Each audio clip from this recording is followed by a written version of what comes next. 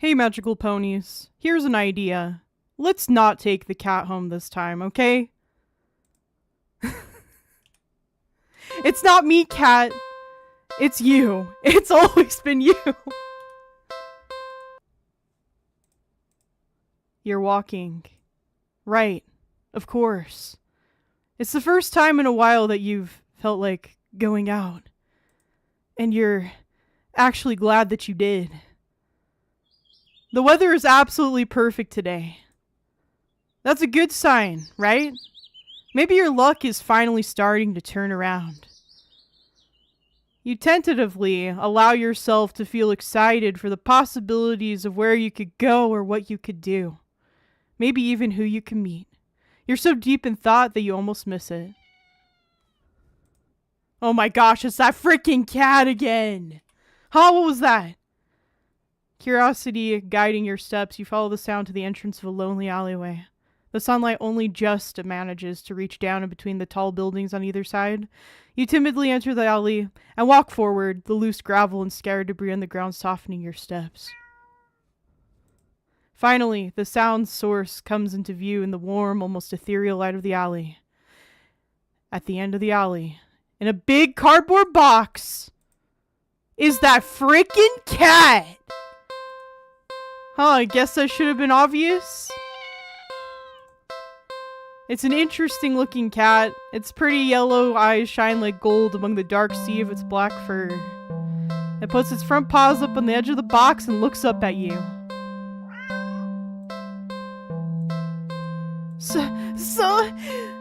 You look so familiar. Right? Then again, it is a cat. Not many different ways for a standard black cat to look after all.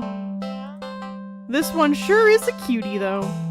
Just look, it's not glaring at you or hissing at you for getting this close like other stray cats have in the past. It's just sitting there, patiently, waiting for you to do something. We're not taking the cat home this time, folks. Spoiler alert. Sadly, as cute as that cat is, you'd never take this thing home with you. You just can't take it home with you. You're a responsible adult. You are! With rent and bills to pay for, not to mention you need to buy food to survive too. There's no way you could care for a cat long term, right? You could barely afford this little outing on your day off. What to do? Well, we're leaving this cat. Bye, kitty. You don't think it's a good idea to get the cat's hopes up of having someone to look after it if you're not willing to commit. What if it gets attached and somehow tracks you down back to your home? You'd never get away. Whoa, that went fast. Sorry, see you around, I guess. You stand up, the cat watching your every move. You make it halfway out of the alley when the cat meows almost pitifully at you. No, I will not give in. I resist, kitty. Ignore? Damn! I'm sorry, I gotta ignore you. No. Nope. You need to nip this in the bud and get on with your day. It's what's best for both of you. You leave the alley and continue on your way. Well, I guess to be nice to the cat, I could be like, sorry, cat, it's not you. It's me and my broken body. That'll happen if I take you home. Wait, what was I doing? And all the excitement of dealing with your furry dilemma. Oh my god, my furry dilemma! You'd forgotten that you'd still hadn't decided on what you were going to do with your day off. I think I'll go watch a movie. My favorite. It's been a while since a film came out that looked interesting enough for you to drag yourself to a movie theater, but there's a showing of one such film at the old theater.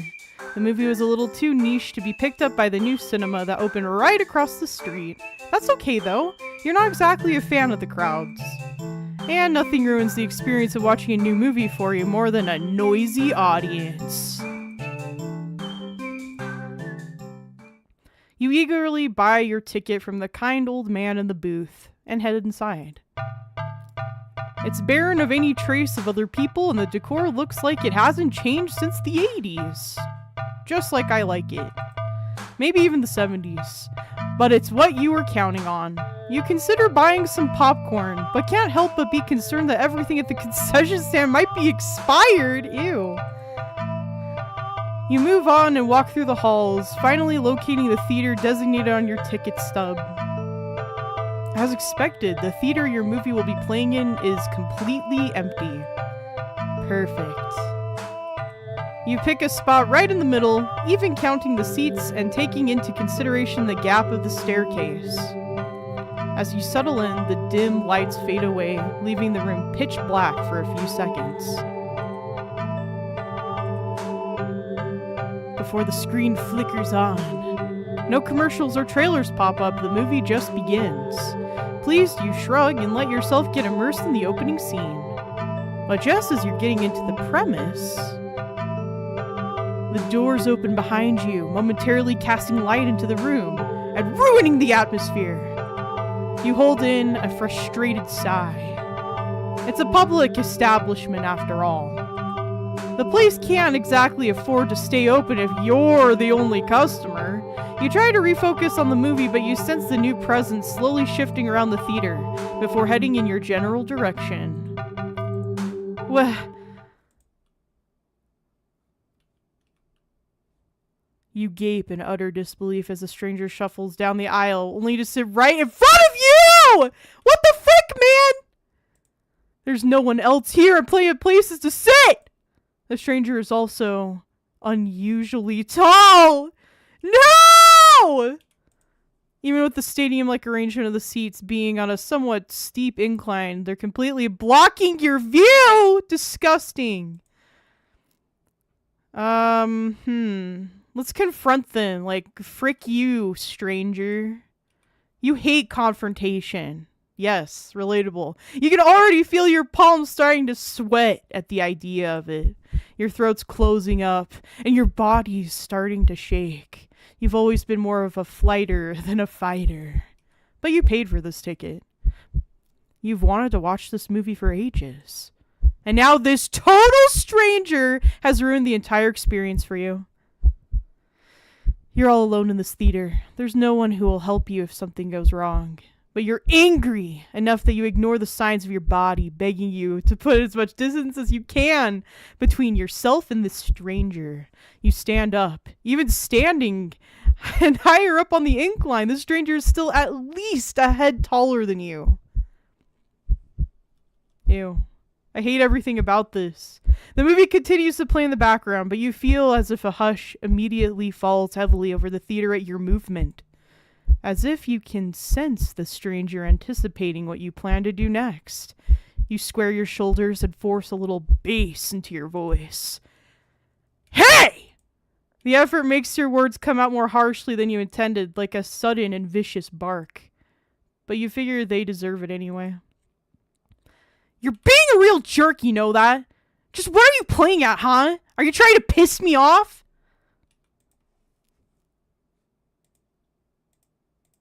The silence that follows your words is deafening. So much so that you glance at the screen only to find that the movie has paused. Your attention is ripped back to the stranger in front of you as they shift slightly. Like a small animal trying desperately to anticipate the moves of a predator, you don't move an inch. You don't look away. You don't dare to blink. Instead, your eyes widen as the person's head turns. Then turns some more. Then turns some more. Beyond what should be possible, neck bones cracking, to face you directly. You can't move. Wide, glowing eyes resting above a wider, grinning mouth gaze down at you. The stranger opens their mouth and what comes out is something impossible to comprehend.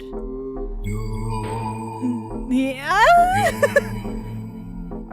They're saying yeah at me like a cat? Yeah? Okay, it's great, stranger, but very terrifying. Frick this guy! Stop yawing at me! The voice is endlessly deep. Oh, it's deep. It's like a yeah. I can't take that seriously. Okay, the voice is endlessly deep and creaks like a weighty door, foreboding and oddly melodic. Okay, it would be scary just because it's just this strange guy that's tall and he's just like he looks like that. Like, ew, no. Alluring. Oh my. But it also snaps you out of your terrified trance, and before you know it, you're already out the door. Yeah, let's go, main character being smart. Get the frick out of there. You run through the halls of the empty theater, heading for the exit. You feel something watching you from behind, but you're too afraid to look. The exit now in sight, you sprint forward and burst through the doors. You look around frantically and spot the crowded cinema across the street. People! That's what you need! Safety in numbers and all that. Without thinking, you rush into the street when a sinking sensation crawls down your spine, compelling you to look behind you. Okay, don't look behind you, don't look behind you, don't look behind you, don't look behind you! Ah! Okay. Okay, I'm gonna look. Despite your resistance, you feel your head turning to look back of its own accord. While in the middle of the street, you catch a glimpse of a grotesque-looking person standing behind the glass doors of the old theater, watching you intensely, cradling something in their arms, something familiar. But, whoa, holy. That cat. That freaking cat is in their arms! Oh my gosh! Whoa! A glimpse is all you get as a truck speeds forward and crashes into your body. No, my poor broken body! Not again! You're killed on impact. Your body splattered across the road and crushed further into the heavy tires. Ending 16. Poor screening arrangements. Wow! Yikes! Oh. I'm not taking you home. No. Frick off, cat. No, we're leaving this cat. We're not playing with it. We're not doing shit. Kitty, it must be done. Let's try that again. But maybe, like, get the frick out of there.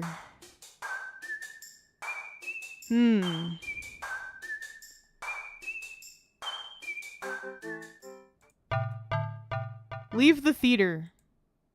This is too weird. Feeling uncomfortable, you decide to leave the theater. There's still enough time left in the day to do something else. Now what? What the heck? It wants me to go back to the theater? Okay.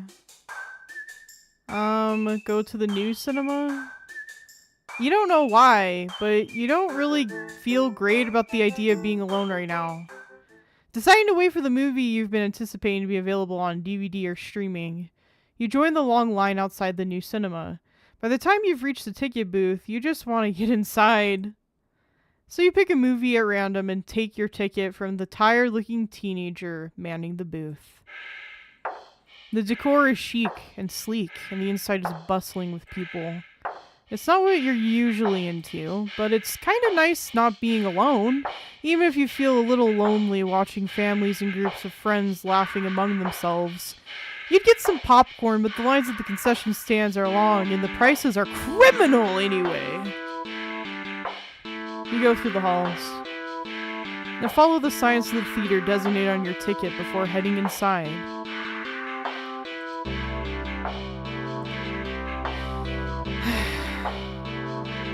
You sigh at the sight of the absolutely crowded theater. You head towards a seat only to be told by the person next to it that it's being saved for someone. This happens a few more times before you finally manage to get yourself settled into a seat annoyingly off-center to the screen. But the screen is at least visible, if not a little too close, so you grit your teeth and bear it. The lights fade out, but the chatter doesn't. The rest of the audience seems content to talk through the commercials and even through the trailers. You figure the chatter will stop when the movie actually begins, but it doesn't get even slightly quieter as the opening scene starts to play out. Are you kidding me? Does everyone freaking suck? You sigh out loud, not thinking anyone would hear you anyway. This is why you avoid movie theaters like the plague. Oh no. No. Suddenly, the screen changes, showing the face of a black cat. A familiar black cat. Confused murmurs fill the room, but then the cat on the screen meows. No. No, not the horrible yeah again. No! Make it stop! The sound is strange, and not at all like any cat should sound. Haunting, almost melodic, and layered as if made of multiple voices of different creatures. Creatures that would probably never say, hell no. We need to get out of here. You sit in confusion, wondering why you haven't already gotten up and left to complain at the cinema staff. But then you hear it. It's scattered and dissonant at first, but among the crowd, people start to chant along with the cat on screen! What the frick? No! No! Stop, sheeple! No! Quit it! No. No, I will not become one of you. Soon the entire room is chanting in perfect unison. Everyone's staring intently at the cat on the screen. You're feeling strangely drawn to the screen yourself. But the compulsion to stare blankly like the others isn't that strong. For now. Also, you start to notice out of the corner of your eye that some of the people in your immediate vicinity are looking at you. No. They're outright staring holes into you even as they continue chanting.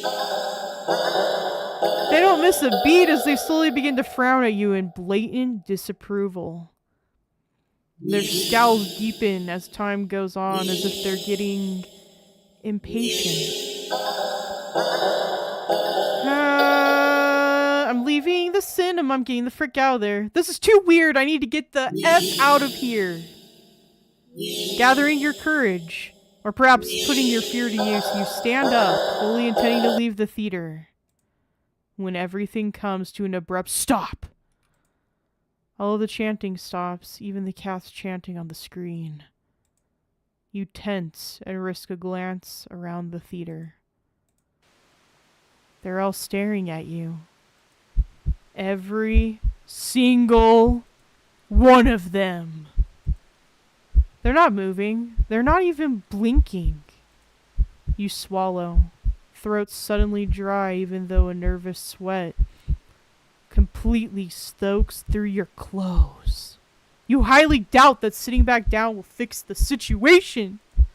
Your legs are shaking under the audience's unnaturally intense scrutiny, but you force yourself to step forward and forward and forward until you finally reach the end of the aisle. You feel their collective gaze even worse on the staircase. All their heads have turned uncomfortably to the left to look directly at you.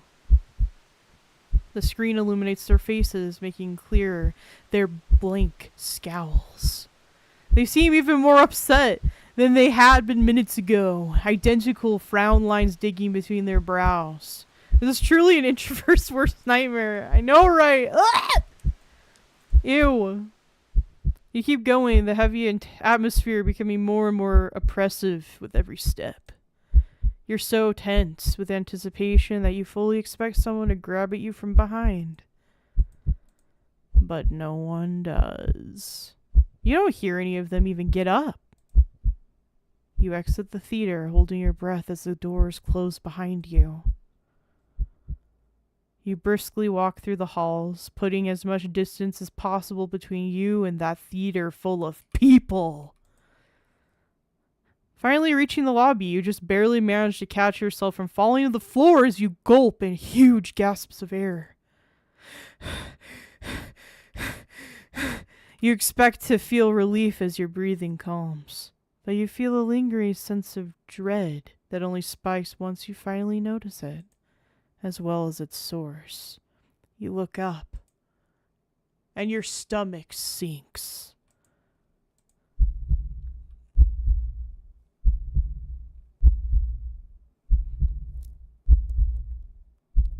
No. God, no.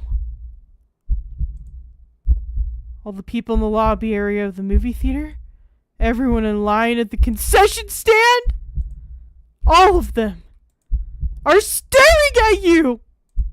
And they look even angrier than the people in the theater. You don't hesitate this time. You duck your head, avoiding eye contact, and leave the cinema. You ignore the glares of everyone in the ticket booths and the lines leading to them. You make your way home. Whenever you dare to look up at someone on the way, you flinch at the blatant anger, fury, and disgust on their face. You think you start to hear the faint sound of a cat's meowing behind you. Or maybe a kitten's? Doesn't matter. You just want to go home. You reach your front door and fumble with the keys, cowering from the look of pure hatred on your neighbor's face as he stares at you from his door.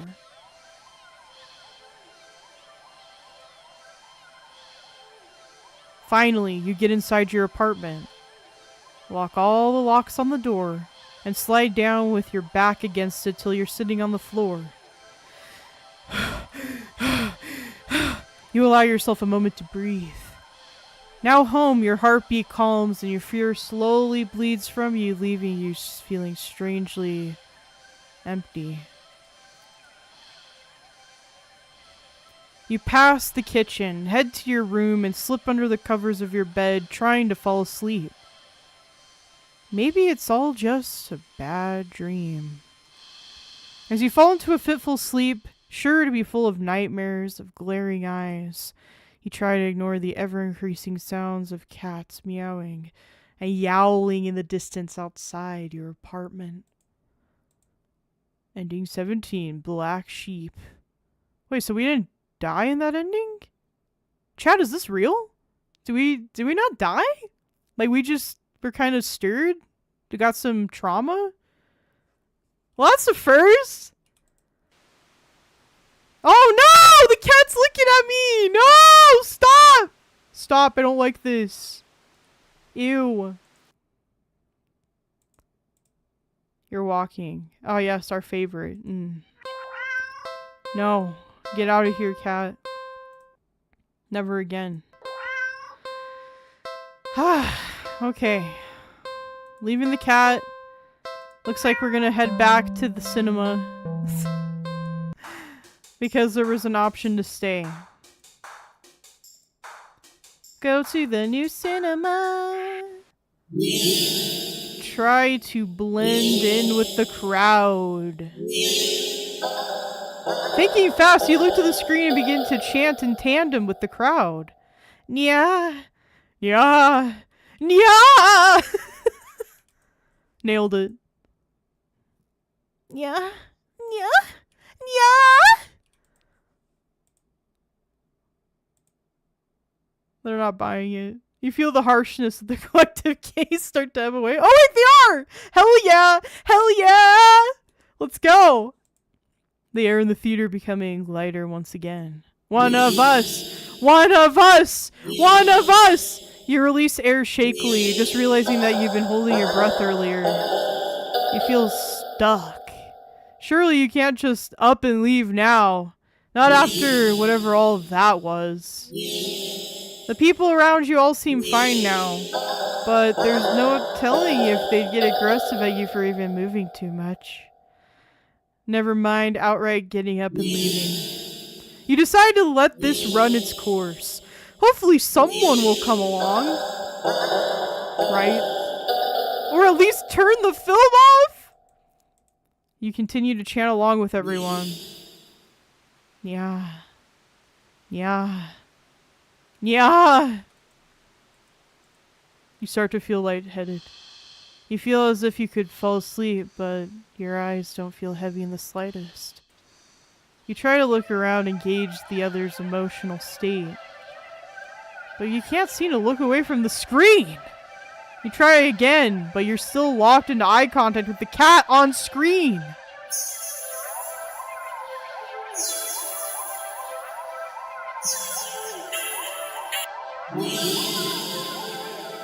Yeah. Me. You attempt to physically force your line of vision away. You steel your nerves, ready to throw yourself to the ground if you need to, but your body only gets as far as tensing up for a moment before completely loosening itself again, making you lay back limply into your seat. You think you should be panicking right about now, but even your brain feels limp. Your thoughts of vaguely muted pastel pink, airy, sickeningly sweet, and loosely spun. We got cotton candy brain, y'all! Like cotton candy! You like cotton candy. You think you shouldn't mind your thoughts and body being like cotton candy either. So, why get up and ruin that? It's nice here. You're more at peace than you've ever felt before in such a crowded room. Still chancing you've never felt so aligned and in tune with another person, let alone with an entire room full of complete strangers. You're not alone. Out of the corner of your eye, the person next to you starts to sink back even further into their chair. Then they sink more. Then more! Not like they're slouching or reclining, but more like they're... Oh god, what was that? Deflating?! Their skin bunches up and wrinkles like fabric as their muscles, no, their bones, have just started to disintegrate. Their eyes dim before sinking into their sockets. Their mouth, still attempting to chant, falls open over a cutoff. Yeah. Gaping at the word ends in an awful hiss, a final weak release of air. You muse thoughtfully about whether or not you should be distressed at the sight. But even then, the blanket of peace doesn't leave you. Suddenly, from the pile of skin and clothes next to you, you see a lump moving around. You watch in dazed fascination as the lump makes its way to the part of the skin where the head used to be. And out from the mouth crawls a tiny black kid! Oh my god, we're being reborn! Yeah! Yeah! Yeah! Oh god, something happened, but only to be replaced with the faint meowing of kittens. So I'm guessing that they said people were screaming or something, and then the kitten pops out. There you go, birthing noises occur. Finally, your voice is the only one still chanting, still human, and alone again. You don't want that. You can't go back to that. Not again. Not again. Please. Just then you go completely limp. Your body feels light, but it might as well weigh several tons, because you realize quite suddenly that you can't move. Not an inch. You can't shift your eyes to look around. You can't even breathe. But somehow, the chant continues to creak wiggly from your mouth. Yeah. Yeah. Me. Yeah. A few kittens come forward and perch themselves in the chairs around you, watching your sinking body, mewling as they wait for their youngest sibling to emerge from you. Dozens of glowing eyes peer down at you, and as your eyes start to cave into the sockets of your softening skull, you manage to make out the silhouette of a familiar cat perching on the seat right in front of you. Your vision finally fades, and at that same hiss of air expels itself from your mouth, the last thing you sense is something small and alive shifting eagerly under your skin. Ending 18. Happy birthday. Yes, that's right. That's how cats are born. Everything we know up to this point was a lie. That's how they're really born. Oh my gosh. Yeah, anytime anyone asks you, that's what you'll say now. Happy birthday. You're now a cat. Or I guess I don't know, a pile of skin with a cat coming out of it. Never again, never, never, never again, never, never for me, for me, for me, for me. Ignore. Sorry, buddy. It's what's best. We're going to the carnival now. You spend the day at the carnival! Ferris wheel, roller coaster, Pharaoh boat. Rides you've been on before. Hoops, coin toss, balloon darts. Games you've played before. Funnel cake, popcorn, cotton candy. Food you've eaten before. All things you've enjoyed before. You're surrounded by groups of people all having fun together. Laughing, playing, eating, taking pictures, making memories. And then there's you. The sun hasn't started to set yet. It's still high in the sky, but it will soon. You start to wonder if maybe you should just go home for the day. You start to wonder if maybe you should just go home when you stop in your tracks. You see something new. An attraction you've never seen before. A maze of funhouse mirrors? It sounds kind of lame, honestly. There isn't even a line to get in. But then, what else is there to do? Let's enter the maze. Why not? You enter the maze, even though it's kinda lame. A few rooms in and you notice that the mirrors aren't all weird. Some just show you looking back at yourself. A little bored, a lot tired, and so very, very... Maybe this was a mistake.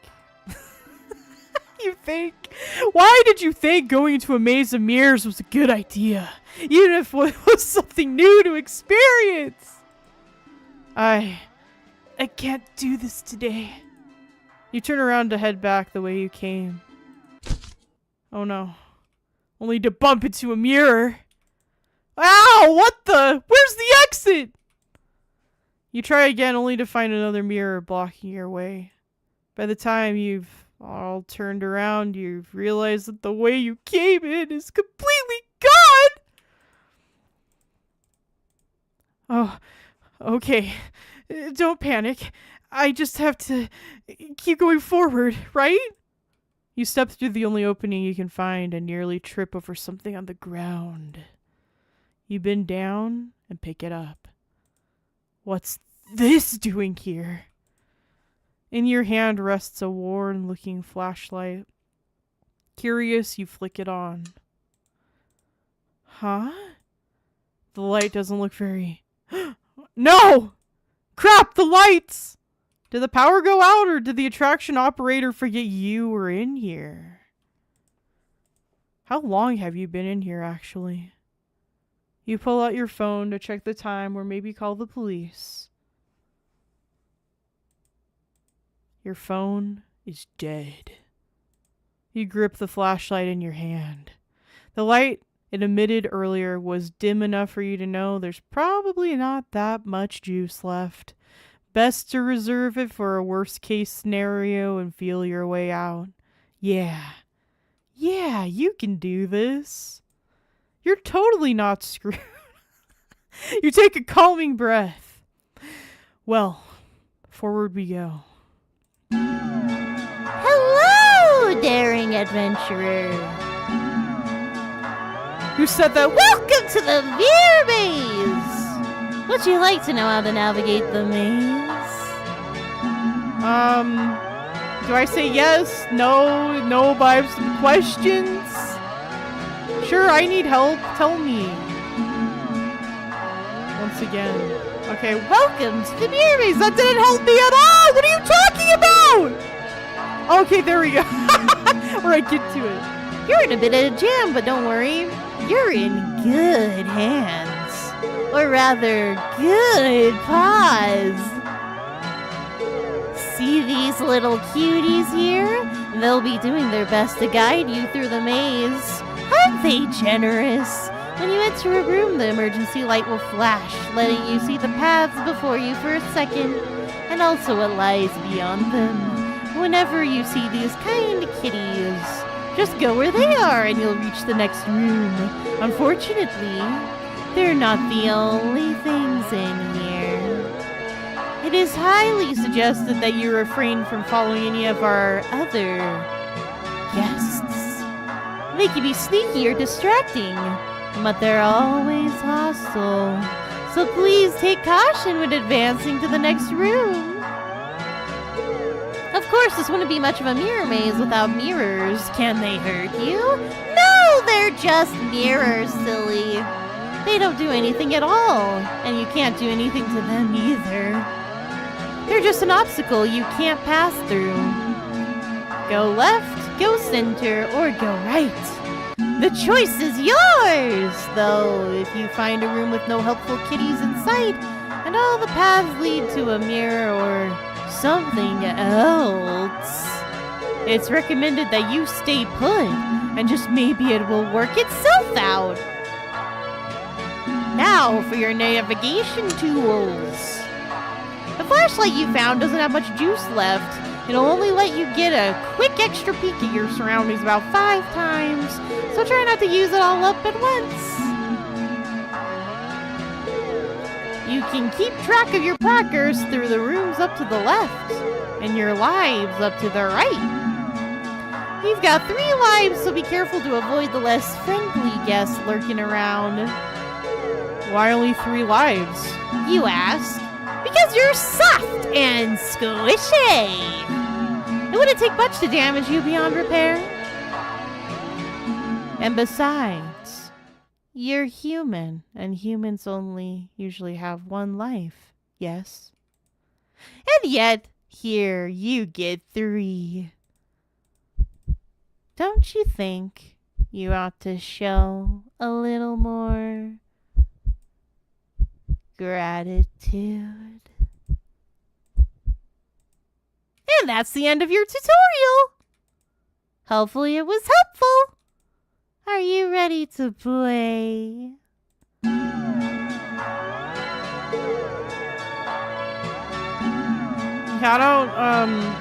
Okay, let's just go.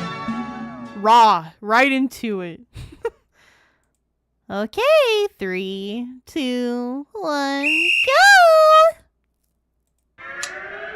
Okay, so, whoa. I think there was a cat on the right. I saw a helpful one. Okay, next room. Right. Okay, next room. Left. They're all freaking terrifying. I guess I better stay, right? This room feels off. Just wait. I think something just changed. Okay, left kitty's fine. Okay, next room. Left kitty is okay. Nothing. There's a mirror. I'll just stay. I think something's just changed. Okay, helpful kitty in the center. Okay, kitty in the right. Right. Right. Right. Center. Center. Nothing. So I guess I better stay. It's just mirrors.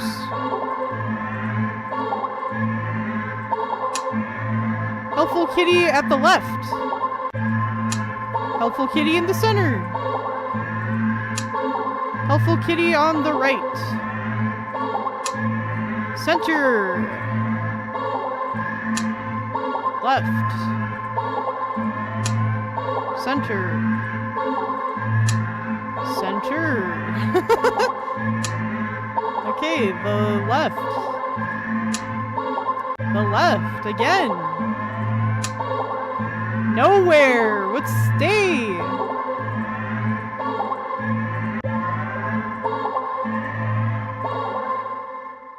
You see it.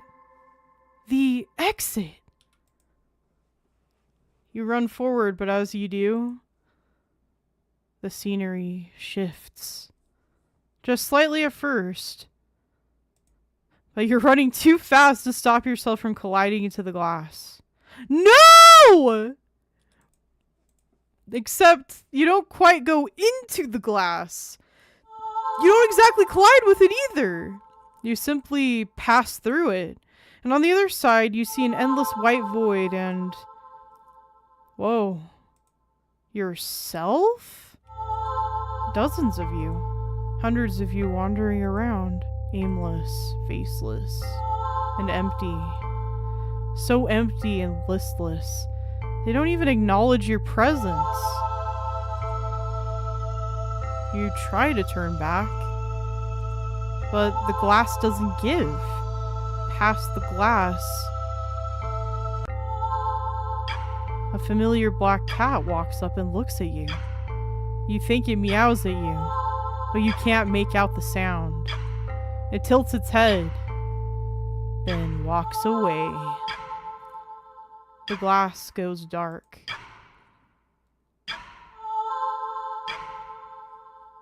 Then you watch helplessly as it disappears completely. You're trapped, with only yourself as company. Ending 19, you beat the maze! Let's go! Woo! Now we need to see what happens if I don't beat the maze. Obviously. Leave the cat. You gotta ignore it. I'm sorry, kitty. Actually, I'm not.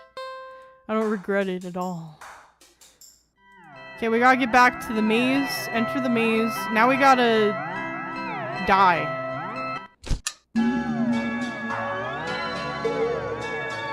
No, I don't even know you. Okay, no need to get snippy. Let's begin then. 3, 2, 1, go. Yeah, let's go right. Oh, oops, I clicked the wrong thing. I'm pretty sure. Okay, I got more chances to die. It's fine, guys. Ow, not that way. Center. Ow. Okay, let's try going to the left. Smack. Ow, not that way. No. Death, take me. Suddenly, the lights turn on.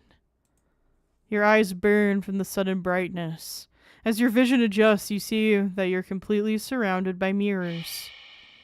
The reflections, all grotesque in unique ways, look nothing like you. But they do look hungry. You back up.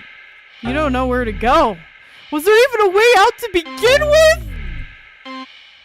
You bump back into a mirror and feel a hand firmly grip your shoulder. Chomp! There's a sharp pain in your other shoulder. You rip away, looking back to see something leaning out of the mirror. Its face has no features save for a large gaping mouth, stained in your blood. You're looking around in panic. You think that the mirrors feel closer than before. The path you'd come in from is long gone. You're surrounded, and every time you blink, you could swear the mirrors were getting closer and closer and closer. Your horrifying reflections look hungrier and hungrier and hungrier. Ending 20, you failed the maze. Wah, wah, wah, wah.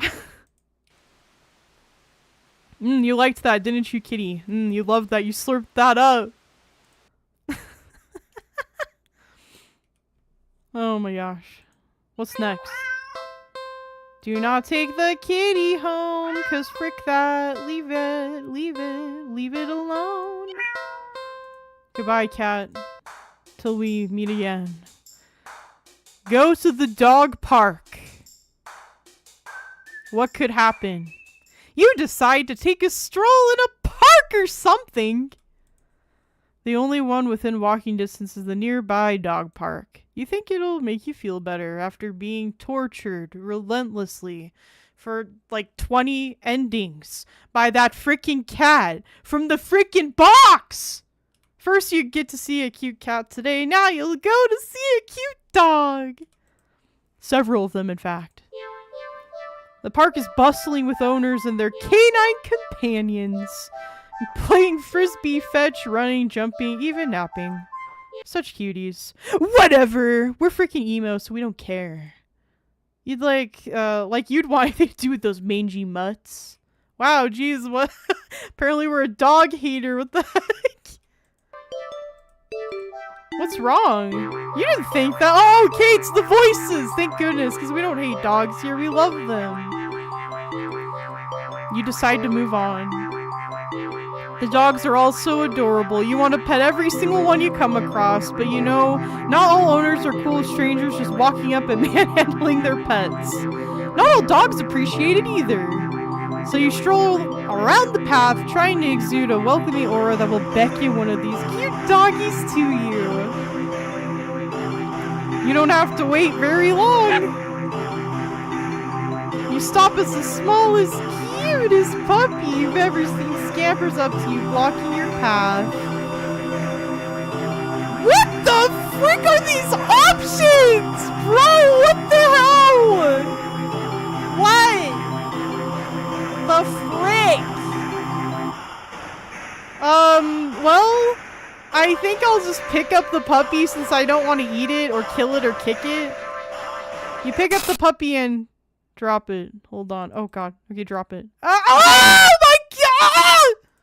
Terrified, you drop the puppy to the ground, practically throwing it from you. You immediately feel horrible, wincing in guilt at the tiny yelp it releases upon hitting the ground. The owner shoves you aside with a cutting glare and storms away with their puppy. Hey, if you knew what the voices are saying in my head, you'd practically be kissing me right now. Like, that's how bad it was. Like, I did you a favor. I did this country a service. I'm sorry! You call out, but they don't turn back or respond. Not that you expected them to. You deserved it. You're not feeling so great about being at the park at the moment. Maybe you should leave?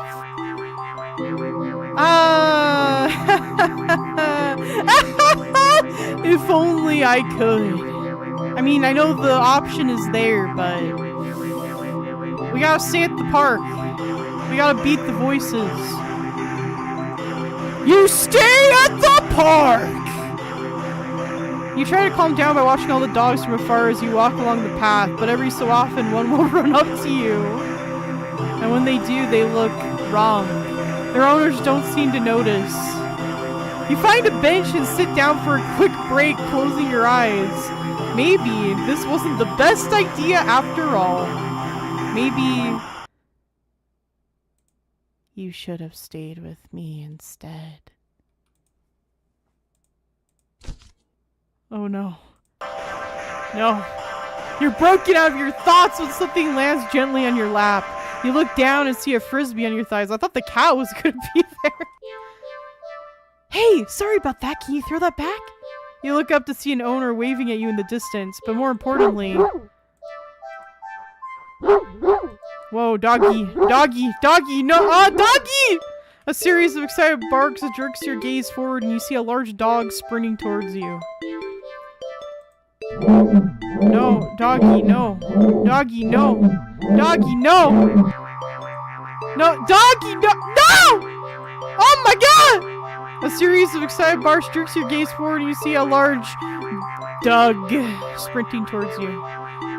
Hey! Hurry! Throw it back! Oh, throw! You throw the frisbee and the dog runs in the opposite direction, jumping and catching it right out of the air. Impressive. The dog and the owner walk up to you. Thanks for that. You can pet him if you want. The dog looks up at you, eager for its reward of pets and pats for catching the frisbee. Should I? Pet the dog. Pet the frickin' dog. Really? Are you sure? I'm warning you. Do not touch that mutt, or you will regret it. What? Oh my. Oh my! Pet the dog! Must pet the dog. Must pet doggy. You reach out your hand. Something bad's gonna happen, I know it. It's gonna be very bad. And you pet the dog! The dog seems pleased. You don't feel well. Suddenly, the sky begins to darken rapidly. Rocky? You look up along with all the pet owners to see that the sun has been eclipsed by the moon in the blink of an eye. You vaguely remember that you should never look directly at an eclipse, but for some reason, you look away! No! A loud, piercing yowl fills the air, shaking the ground beneath you. You instinctively move to lift your hands in order to shield your ears, but... Ew! Ew! Ew! What the... But the hand that had been cautiously pressed upon the dog's head comes away with some... resistance. Resistance like sticky slime, almost cementing your hand to the dog's head. The slime stretches with your movement. The dog's head stretches with it too as the canine begins to just melt. Ew! Ew! It melts! It melts! Until it becomes a pile of goo at your feet. You dazedly look around for the dog's owner, only to find an empty pile of familiar clothes where they once stood. You see similar piles of clothes next to piles of goo scattered all across the park's open field. All the dogs, all their owners. The melted goo of the dog in front of you then starts to move with a shudder. Ew! It slithers across the grass toward the field in the center of the park. All the other piles of goo following after it. They've liquefied the canines! Somebody do something! They mix and meld together into a single entity that shifts and undulates and bulges and grows. You watch in dazed horror as it then fills out and shapes itself.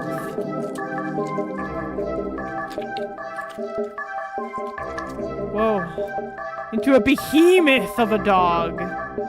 Snarling and frothing at the mouth, red eyes frantic and searching, before the glowing orbs land directly on you. The rumbling growl it emits is so low and so deep you can feel the sound of it crash onto you. What if I want to stay in the park? No, I'm not leaving. I'm not leaving the park, but I think I have no other choice. Maybe I have to succumb to the voices in my head, or they'll frickin' kill me. What other choice do I have? All it says is leave the park. Can I click anywhere else? Frickin' game making me choose. Okay, fine, leave the park. No. You had your chance. Yeah, that's right. I had my chance. I could have left earlier. I was staying at this freaking park for a reason. Better start running. Oh god. You try to run. But you're not fast enough. The behemoth barely takes a few leaps before it's already towering over you. You... No! Brother... No. Oh my god, it hurts to die. It hurts. It hurts. I'm being slashed apart. It tears you apart until there's nothing left. Ending 21. Dog person. Donna! Wow! That was something, wasn't it?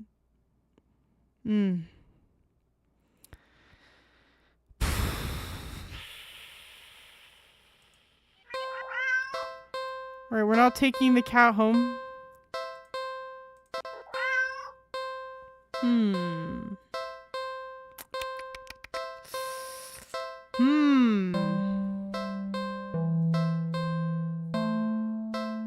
What should I do? Because it does give me the option to hang out with the cat here, but no. I gotta... No. No, I don't care. I don't care. But maybe just this time, I should turn back.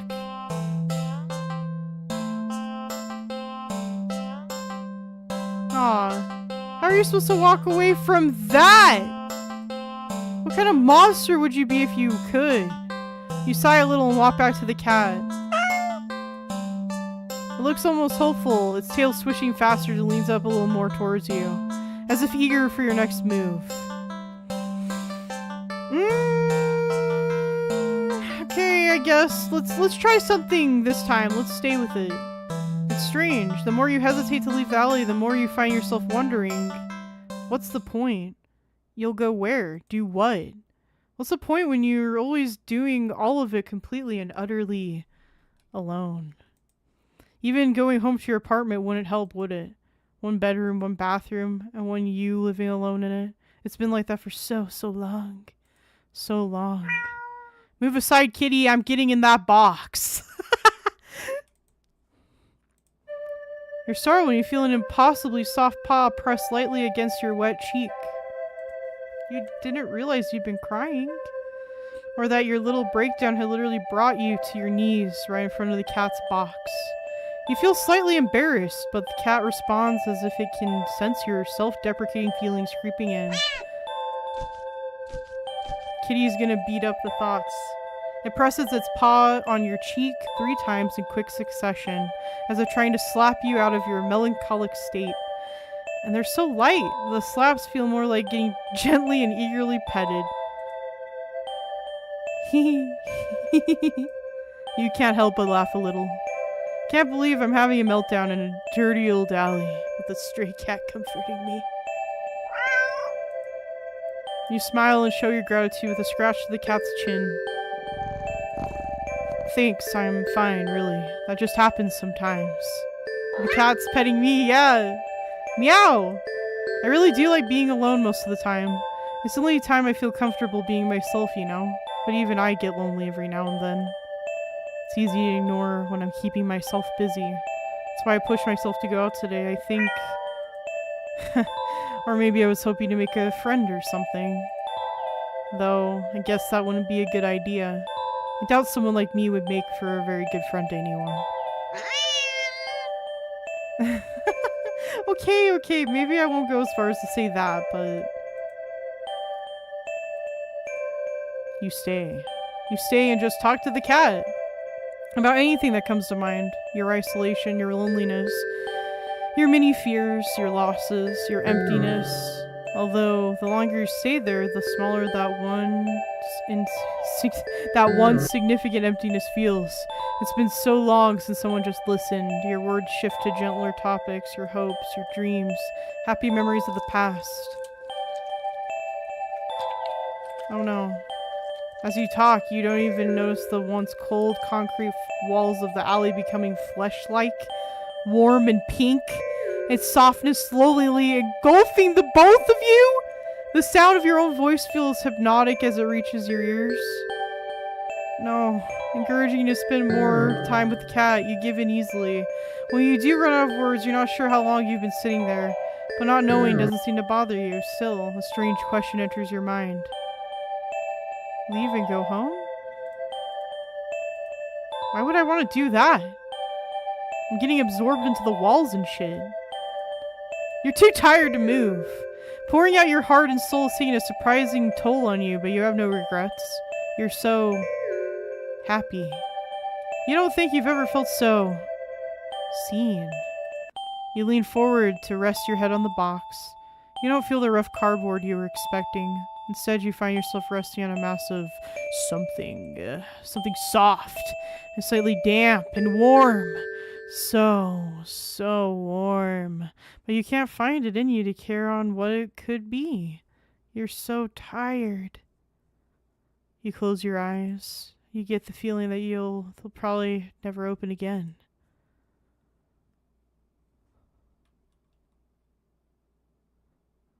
But as that all-encompassing warmth encases you slowly, completely, you feel nothing but pure contentment.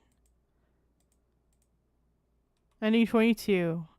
Not alone. Yeah! Now I'm really curious what happens if you do leave the dog park. I kind of want to do that. Like, are you guys curious about that too? If you just leave the dog park instead of trying to stay? You know what? Screw it. We're doing it. We're going back to the dog park. I have to know. Okay, skip. You know what? Just for fun, guys, have your choice. Do we kick the puppy, kill it, or eat it? Everybody in the comments, you get to choose what horrible thing I do to a puppy. That sounds terrible, but you know, I guess what, chat? That's where we're at. Alright, everybody, you choose while I'm doing a drink break. Eat.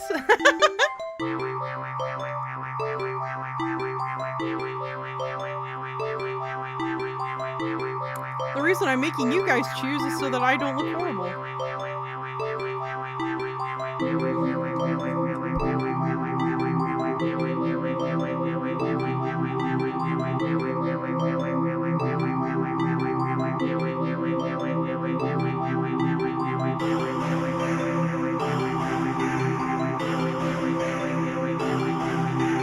Okay, we're eating the puppy. Oh my gosh. That's disgusting. I think I'm gonna be sick. Ugh. There's no way I would ever do that. Oh no! The game has denied you! Do we kick it or kill it?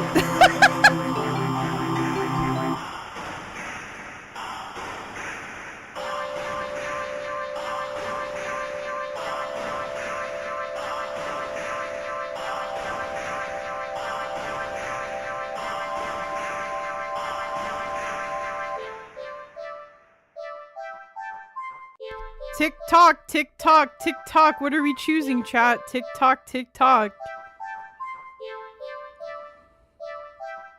Just dances to the music in the meantime. Mew mew mew, mew mew mew mew. Are you guys not wanting me to do any of those options? Want me to just pick up the puppy? Okay, fine. We're killing the puppy. No! That's horrible. There's no way I could ever do that. Okay, good. Guys, it's okay. The main character agrees with you. Kick the puppy. What? It's just a puppy. There's no way I could ever do that. Alright, we're picking it up. Alright, let's drop it. Ah. Okay, so then the owner's like all pissed because we dropped it. Alright, maybe we should. Let's leave the park. Good. Oh, okay. So what happens is it really wants you to stay at the park. That's it. You have to stay at the park. And then you get the ending. I get it now. Okay. Alright, so we'll just skip through really quick. Hold on. You just barely managed to rein in the reflex to throw the puppy as far... Okay, so that's what would have happened if we hadn't thrown it. With shaking hands, you quickly place the puppy on the grass and take several jerky steps back. The owner seems confused by your reaction to the puppy. But you just wave at them in a daze before hastily stumbling away. You're not feeling so great about being at the park at the moment. Maybe you should leave. No, we're staying. That's what we're here for. We're gonna stay. Pet the dog. Pet the dog. Oh, squishy. You had your chance.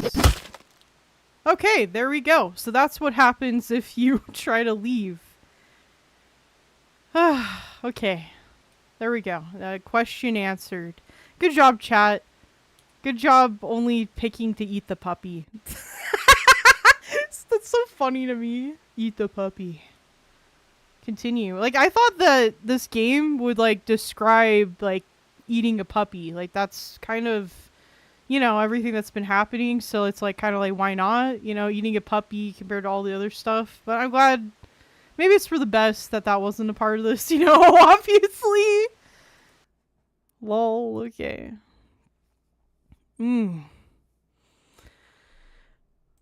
Okay, so now we have to exhaust all of our options. So don't take the cat home. Leave the cat. We turn back. And then we say leave.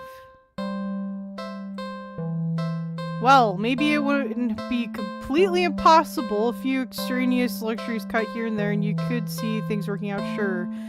But there's a slight problem that's been making you waver this whole time. One you simply can't ignore. That problem being that you just can't trust this cat. It sounds ridiculous even in your head. Cats don't require trust to care for. They're incapable of betrayal or deception, specifically because, like other animals, they only seek out the most basic essentials of living, procreation and comfort. Malice isn't something that could ever logically be applied to them, and yet you feel it. That behind that gut-wrenchingly adorable face is something dangerous. And that something brought you here. It called you here. You're a curious person, but even you can't shake the deep, instinctual desire to get away from it, get away from it, get away from it, get away from it, get away from it, get away from it, get away from it, get away from it, get away from it! The cat's face looks blank. It's an expression you've seen on many cats before, but something about it feels sharper. Like it's aware of your thoughts and your intention to leave. And it's daring you to try. You slowly stand up. The cat tracks your movement with its eyes, not bothering to move its head. You don't say a word. You try not to even think. Get away from it. Get away from it. Get away from it. Get away from it. Though you don't really succeed. You turn around and quickly leave the alley, feeling those sharp eyes on you the whole way. When you get a good distance away, you finally take in deep gulps of air.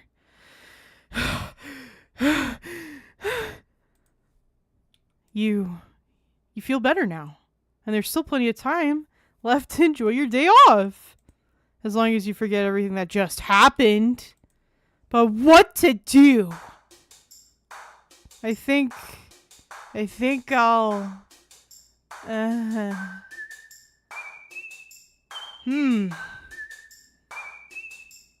Let's, I don't know. These are all such good options. Go watch a movie. It's been a while. Okay. Why is everything's all fricked up?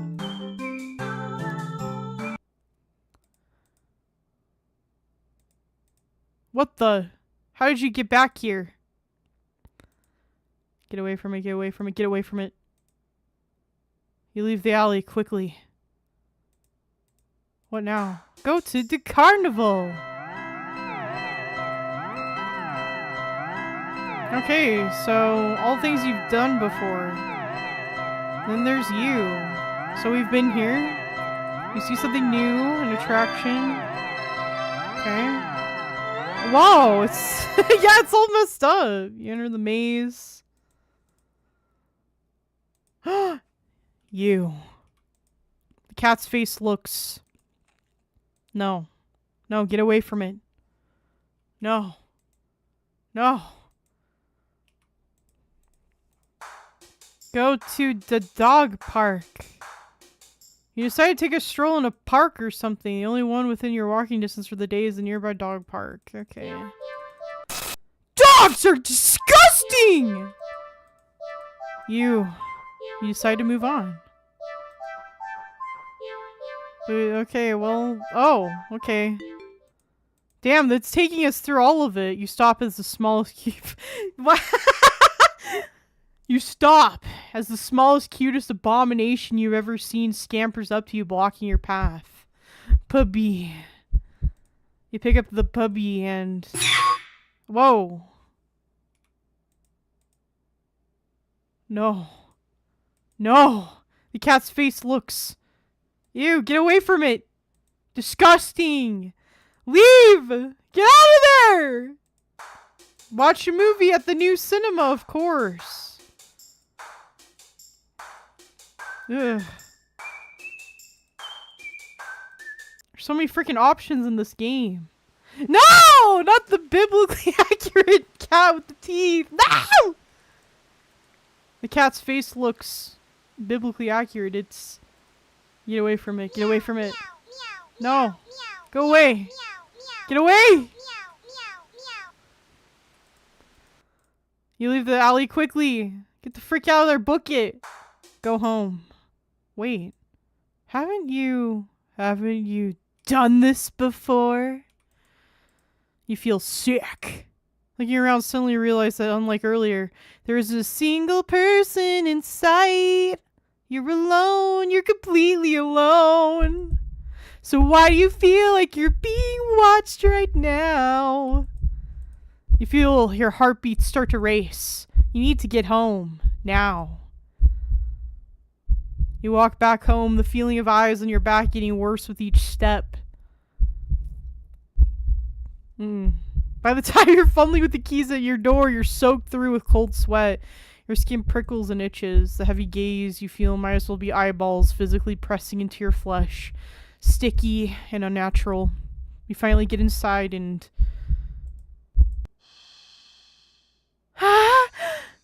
The weight of relief and the sigh that escapes through your lips actually causes you to physically shudder. The horrible feeling from earlier immediately dissipates as if it were never there. In the wake of its departure, you're left soaking and shaking and cold in your wet soaked clothes, but you're too relieved to care.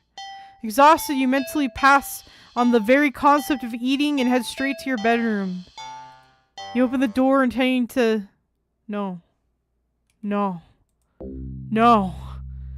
You. Not again! No! No! You back up in fear. Eyes trained on the cat and its horrifying grin. You need to escape! You need to get out! But if even home isn't safe anymore, where will you go? You risk a glance around you and... You see that the walls all around you have become fleshy and lined with sharp teeth. The ground now a tongue writhing under your feet. In horror, you realize that the alley's entrance is getting smaller and smaller, closing like a mouth. You try to run for the exit. Nowhere to hide. Nowhere to hide. Nowhere to hide. Nowhere to hide. But trying to run on the tongue slows your speed significantly as you stumble and trip. No. You watch helplessly as the last sliver of light from the entrance tightens, beyond a size you could never hope to squeeze through. A darkness falls over you. You feel the damp humidity of the mouth all around you. The walls of teeth, fangs, take their time closing in. Closer and closer and...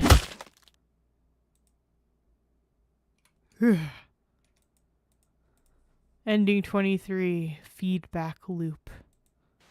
Yuck! Disgusting! Just the way we like it, right, guys? Wow! Just got swallowed by a wall. Okay, and in other things I never thought I'd say. Ugh. Okay, back to the cat, back to the cat. We're going back to the cat, back to the cat. Back to the cat, back to the cat. Back to the cat, back to the cat. Eyes are looking at me everywhere. Whoa! What was that? In the days leading up to my meeting with it, I'd been obsessed with a memory. So is this Pennywise? But a cat? I mean, okay. Possibly. I mean, he did call it it. Someone precious to me has found someone precious to them. My best friend. My only friend. I was happy for them, truly. But then, I'd been happy for the others too. They promised it wouldn't happen to me again. That they knew how it felt to be told by someone you cared for. That they'd outgrown you in your friendship. That they'd never, ever do such a thing to me.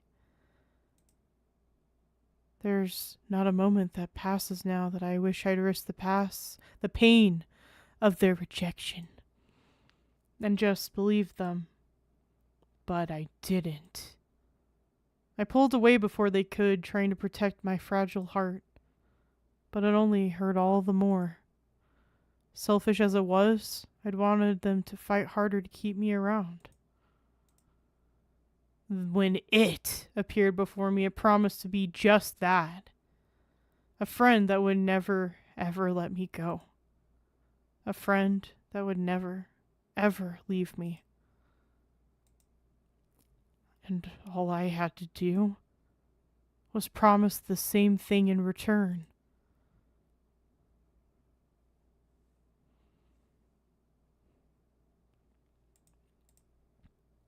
You're walking. Right, of course.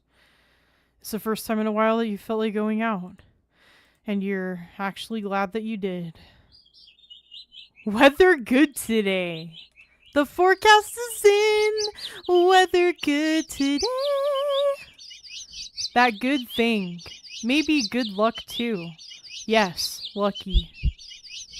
Lucky, lucky, lucky, lucky, lucky, lucky, lucky, lucky, lucky, lucky, lucky, lucky, lucky, lucky,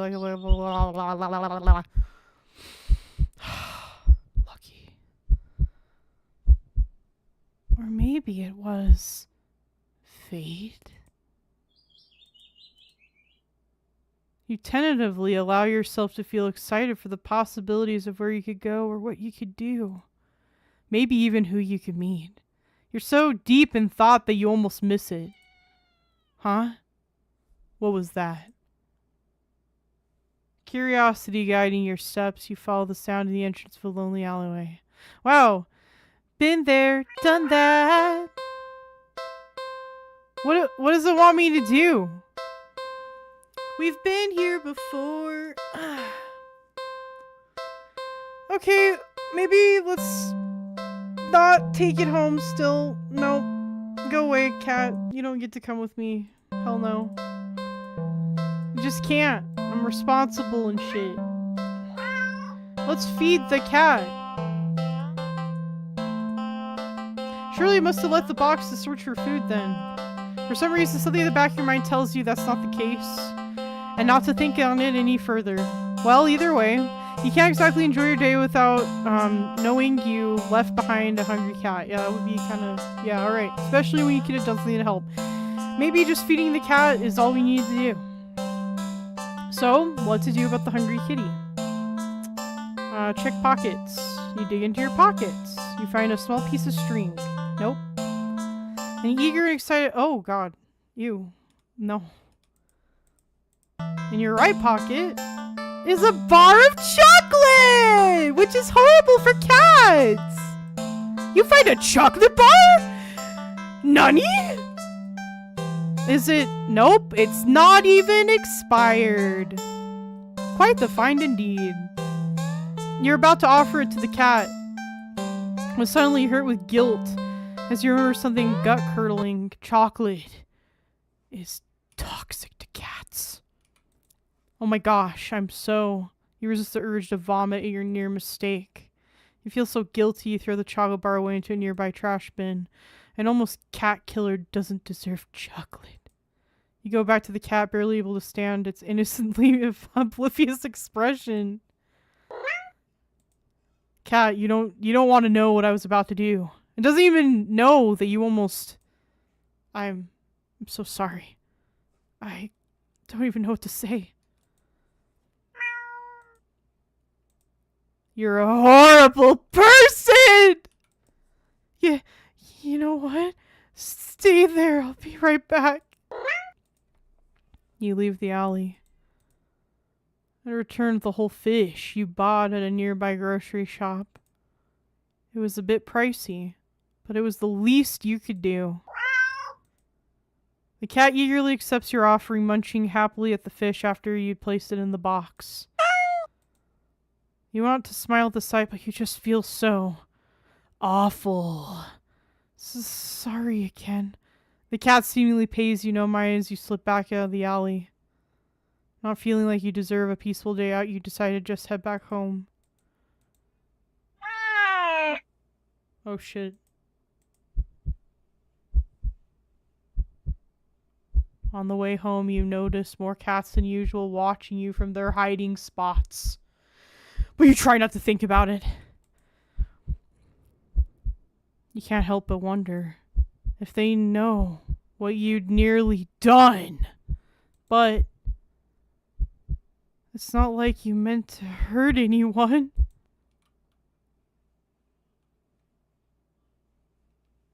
Right? You finally reach your apartment building. You're about to unlock the door when... Dun, dun, dun.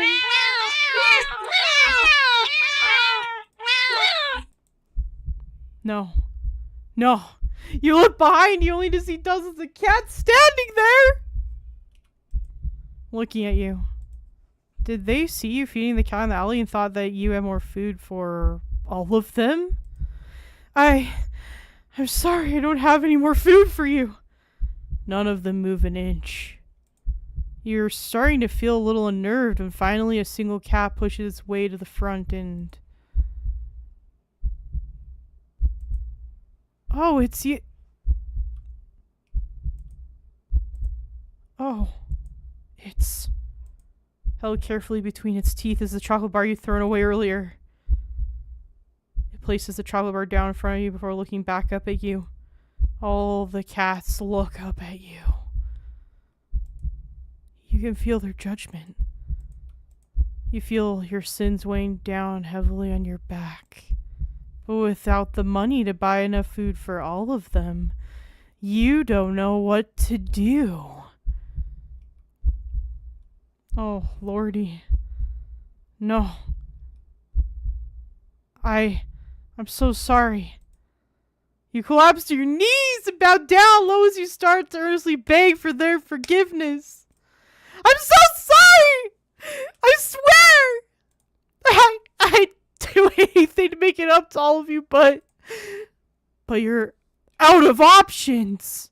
Suddenly.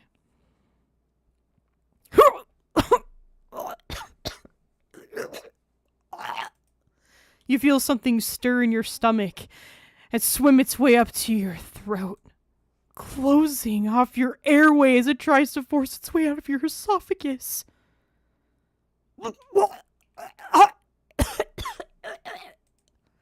It finally succeeds with aid from your helpless gagging.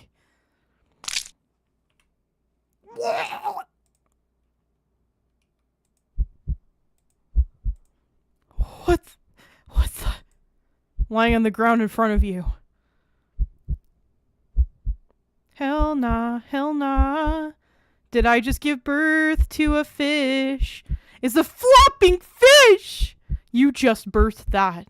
You birthed that whole frickin' fat fish out of your frickin' mouth! You just threw up a living fish. What the hell? The cats come rushing forward, all tearing hungrily at the fish. You're happy to finally be of help, truly.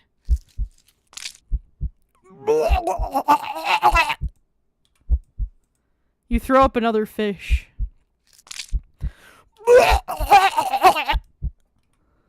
And another.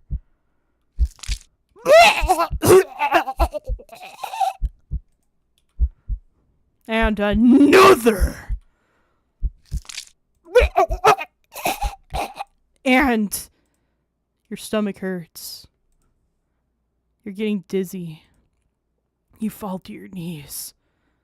Tears and snot are streaming down your face by the time you cough up a final tiny bloody fish and collapse forward. Your throat and stomach both burn in a way that feels dangerous. You start to fade out. Despite the pain, you strangely feel a more overwhelming sense of hopeful pride that you've made up for your disgusting actions, that you've been forgiven.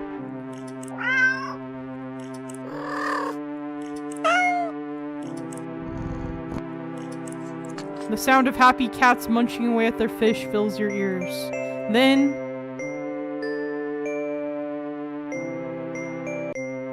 you feel something being nudged into your hand. It feels like it's the bar of chocolate you found in your pocket. You smile weakly. You've successfully atoned, but you don't really have the strength to eat your reward. Sadly, the last taste in your mouth as you leave this mortal coil doesn't get to be that of chocolate, but raw fish. Ending 24, fishing for pardon. Disgusting once again. The game has not let us down.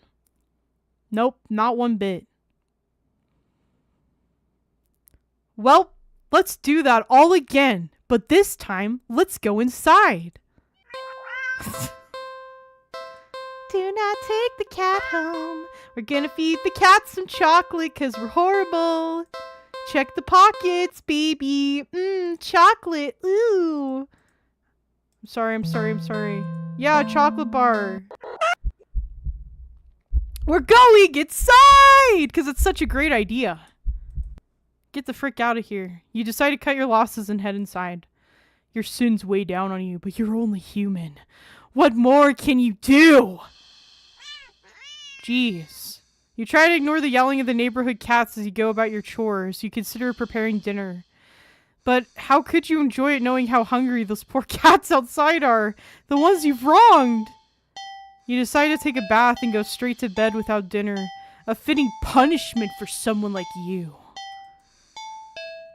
You forgo the fancy bath bubbles because you don't deserve them and sink into the water with a sigh.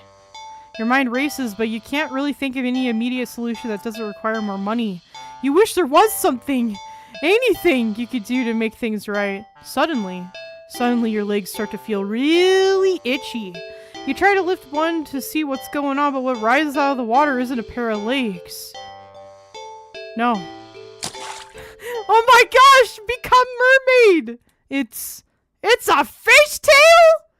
You feel dizzy at the sight. Maybe you're hallucinating from the stress? You try to climb out of the tub to cool your head, but instead of your hand rising up to brace itself, a wet fin stretches out to plop on the rim. It's too weak to hold your weight. You're so startled by the sight. Oh no. Then you slip and smack your head on the side of the bathtub, passing out almost immediately! You're awake. You think, anyway. You open eyes, and you're underwater. You must have slipped beneath the surface of the bathwater. You gasp instinctively. Except not really. A bubble simply floats out of your mouth. Up to the surface. You're broke as heck, so you know your bathtub isn't that big. Did you shrink? But how? And even if there were a reasonable answer, it wouldn't explain how you haven't drowned yet. You swim to the edge of the tub and see the truth in your shadow silhouette. You've been turned into a fish? This isn't possible. You don't get any time to ponder over this, unfortunately, because just then, a shadow looms over you from above. You look up and see the cat? It peers down at you from beyond the water's surface. And then you realize this is the answer. This is how you're meant to atone.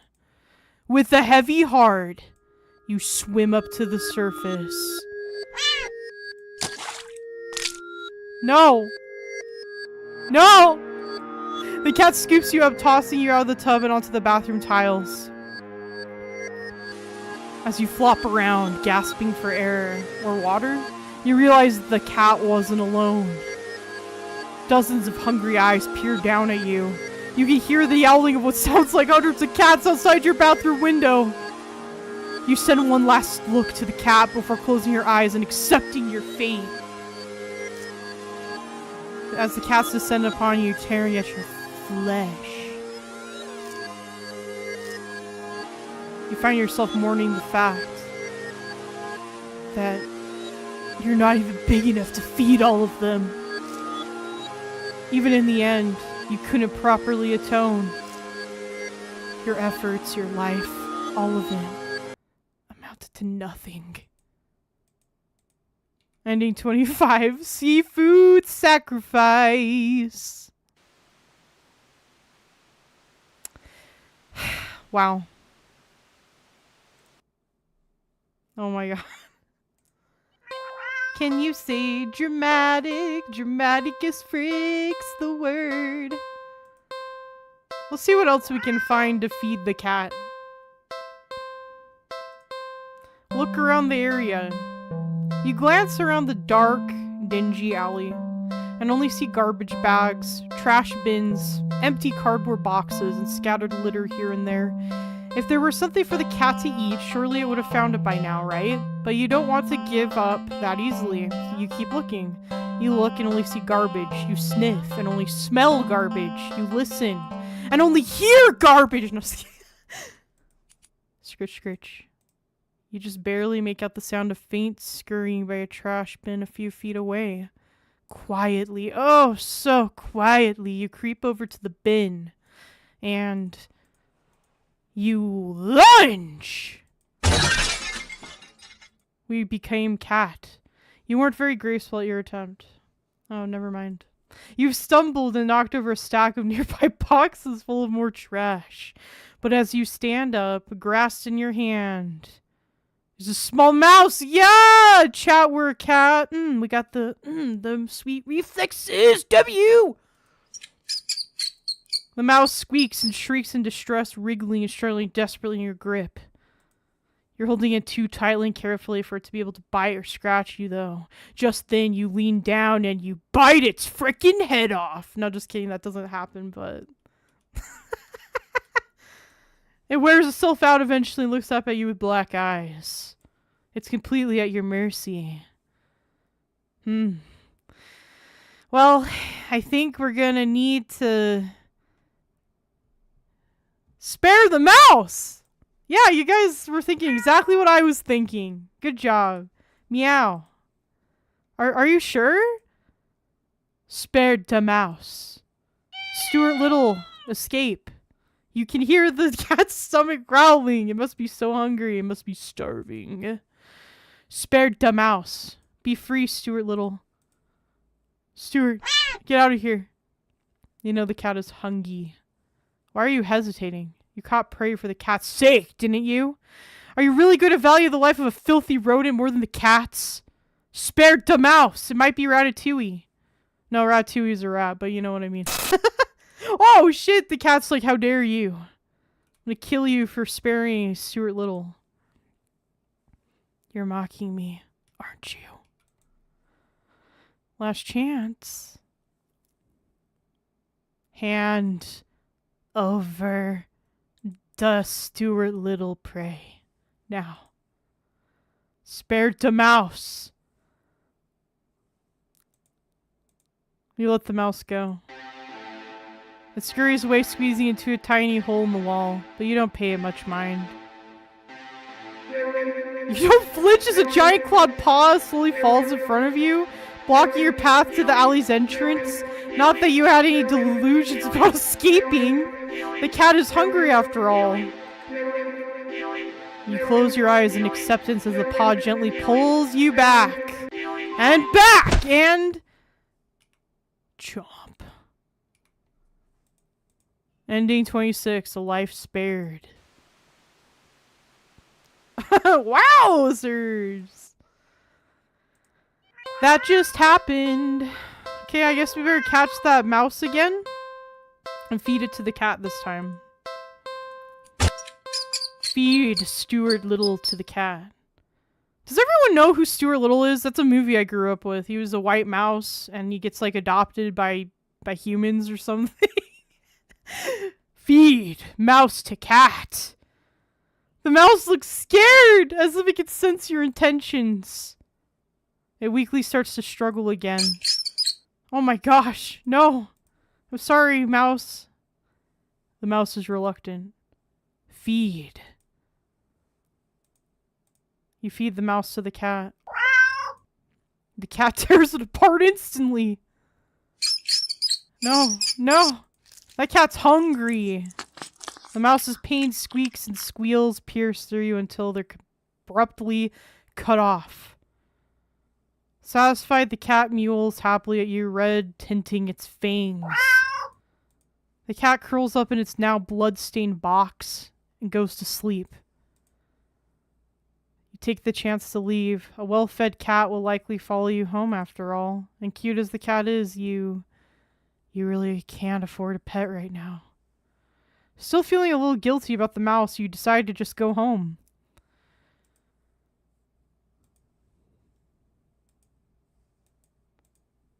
Well, what the frick? We're going. We're moving and grooving.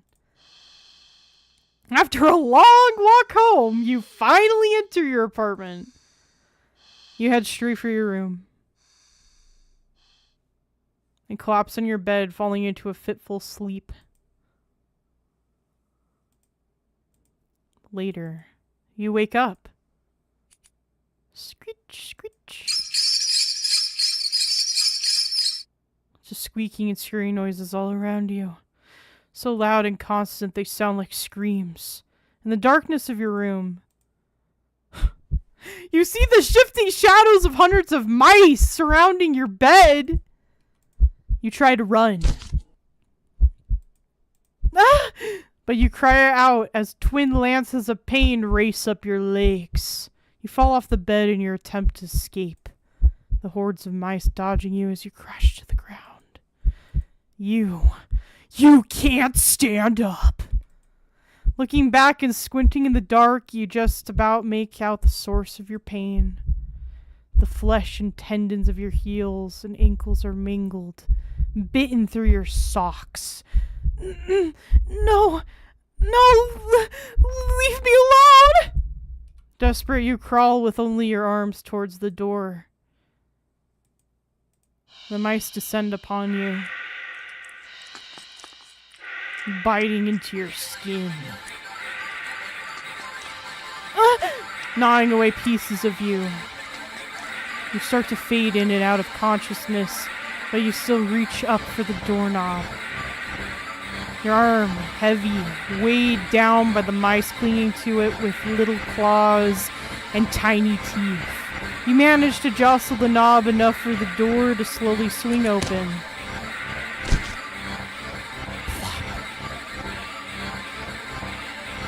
No! My arm! I needed that! But your outstretched arm suddenly falls to the ground lifeless. The mice manage to chew through the flesh and bone of your now dismembered limb. As a few mice creep forward to curiously inspect your arm, you stare blankly at it for a moment before sliding your gaze up. In the newly opened doorway sits a familiar-looking mouse. It stares at you. The darkness is its beady black eyes. You can't begin to measure their depths. Ugh. Nor the hatred pouring out from within them.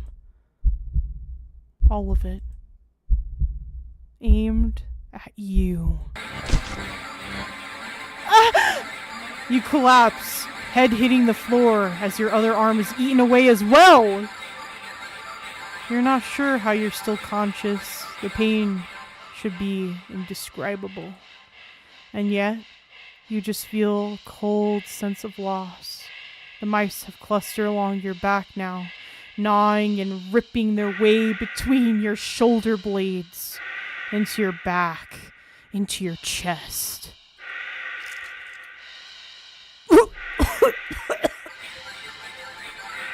You weakly cough up blood. They must have damaged something important. You feel something being pulled out of you. And in between the moments the blankets of darkness fade out of your vision, you hear something wet flop on the ground in front of you. You pry your eyes open and see it in front of the mouse. Weirdly shaped red with your blood and pulsing and... Oh, that's your heart. That's your heart, isn't it? The other mice all descend upon it, abandoning your half-eaten body. You're losing a lot of blood. You feel sleepy, but you also feel anger. Yes. So much anger. How dare they? How dare they? The last thing you see before your vision fails you is a pair of glowing eyes leering in from the darkness beyond the doorway.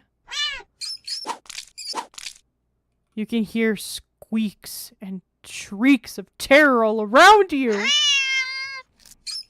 Low yowls, deep snarls, gnashing teeth, tearing flesh. As your remaining senses leave you, you smile weakly with the last of your strength when something with soft, slightly damp and sticky fur nuzzles your cheek. Good kitty. Ending 27. Well fed. Well, Cat, I think you were a little late to the party. A little late to the feast. Hell no. Okay, so let's see. We fed the cat chocolate. And when we ignored it because of the chocolate, we spared the mouse. We fed the mouse.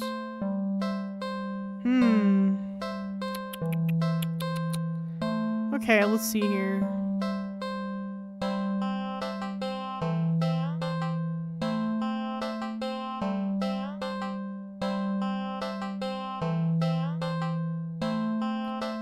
Okay, let's see. What should we do? I'm trying to, like, think. Maybe...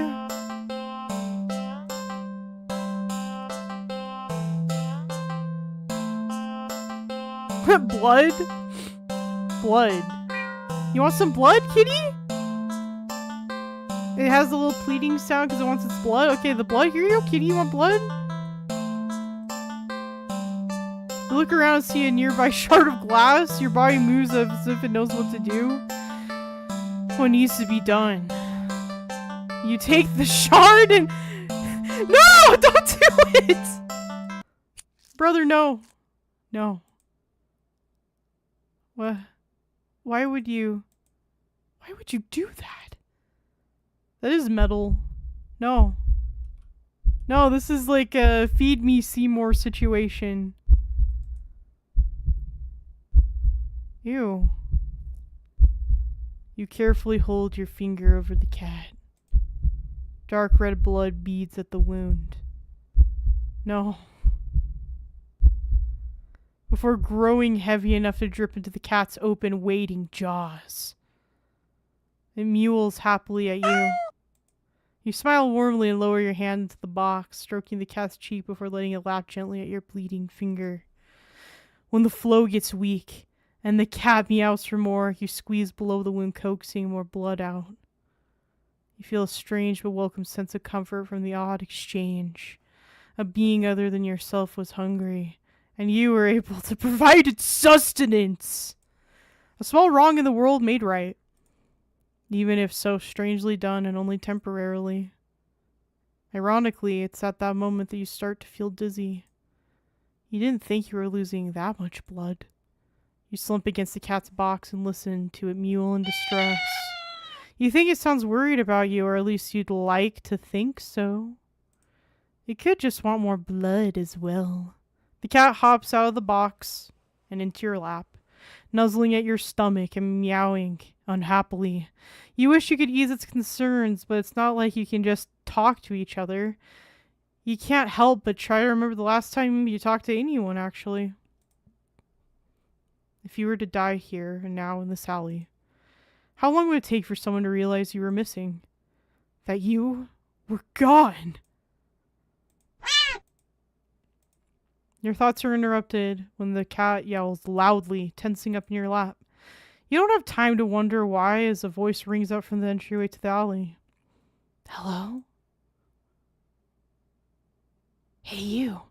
Are you alright? You don't answer. You don't think you can. Your voice feels locked away, deep, deep within you. The cat looks up at you with a long stare, as if assessing you. It looks back towards the voice with a final nuzzle to your stomach. It hops out of your lap, walking towards the alley's entrance. But then, it starts to shift and...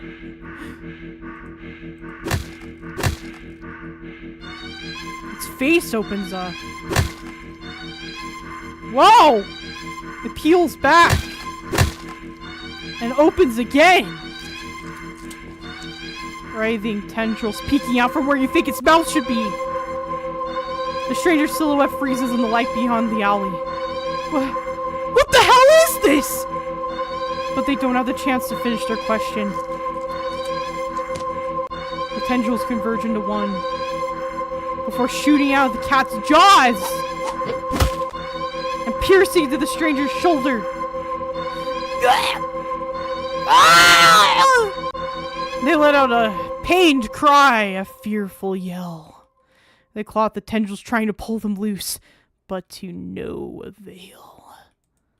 You can't seem to process their screams. You stare at the creature before you, so different from the cat who mewled out of concern for you earlier.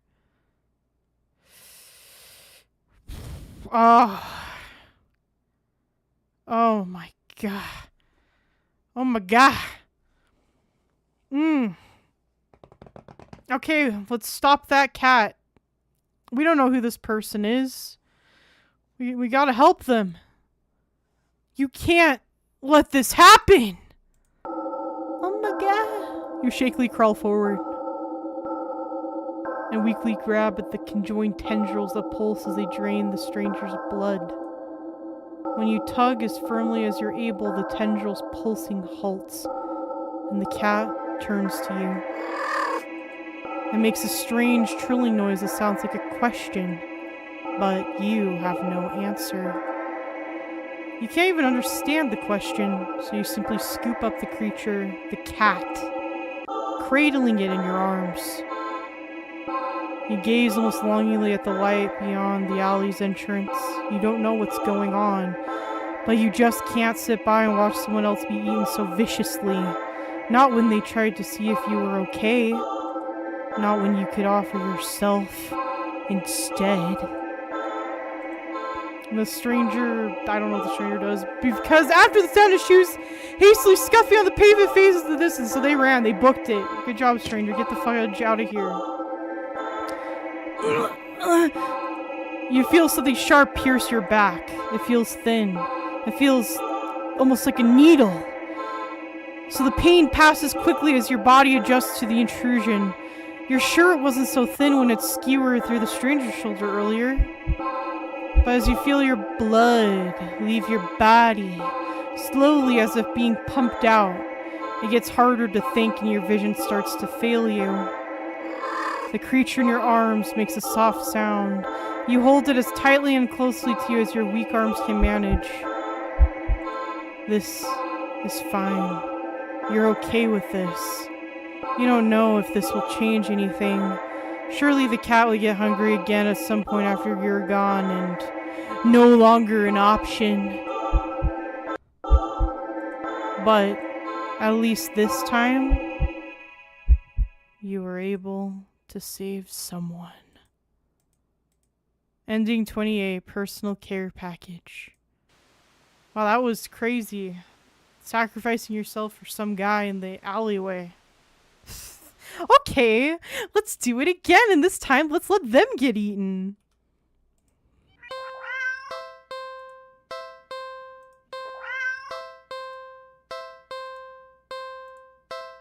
Blood. Blood. Give. Let the cat feed.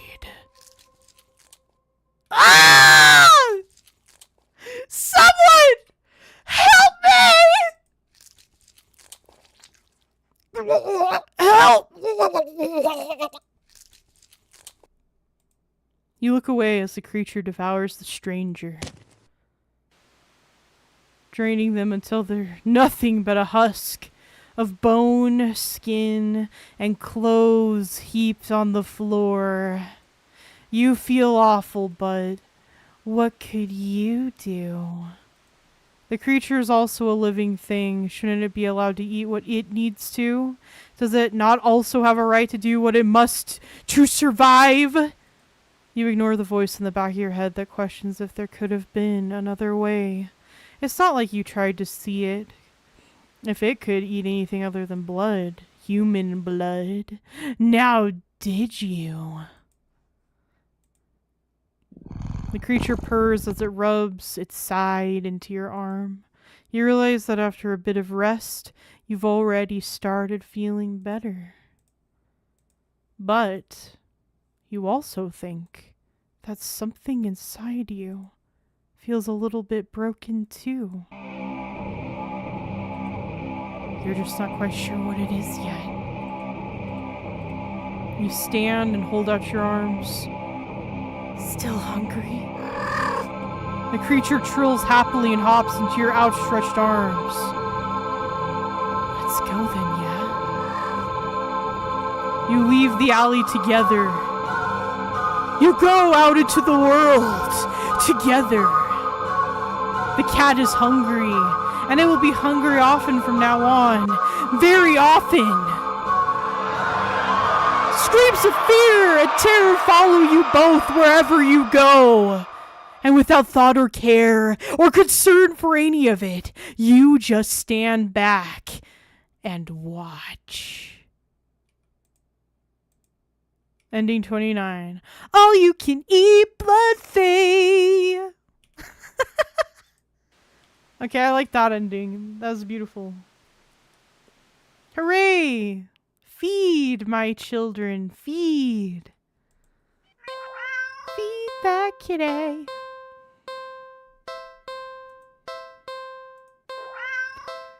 Well, we fed the cat many things. So, let's see, what else should we do? Let's play with the cat. Alright, let's do it. Aw, you just want a little attention, don't you? The poor thing must be bored sitting in that box all day. You're not sure you're much of an interesting companion, but you're willing to do your best. There's gotta be something you can entertain the little creature with. But what? Check pockets. You dig into your pockets. You find a small piece of string. Okay, nope, not the string. Whoa. In your right pocket is a bar of chocolate. I'm sorry. Wait, we already did that. I thought we were playing. Not too helpful either right now!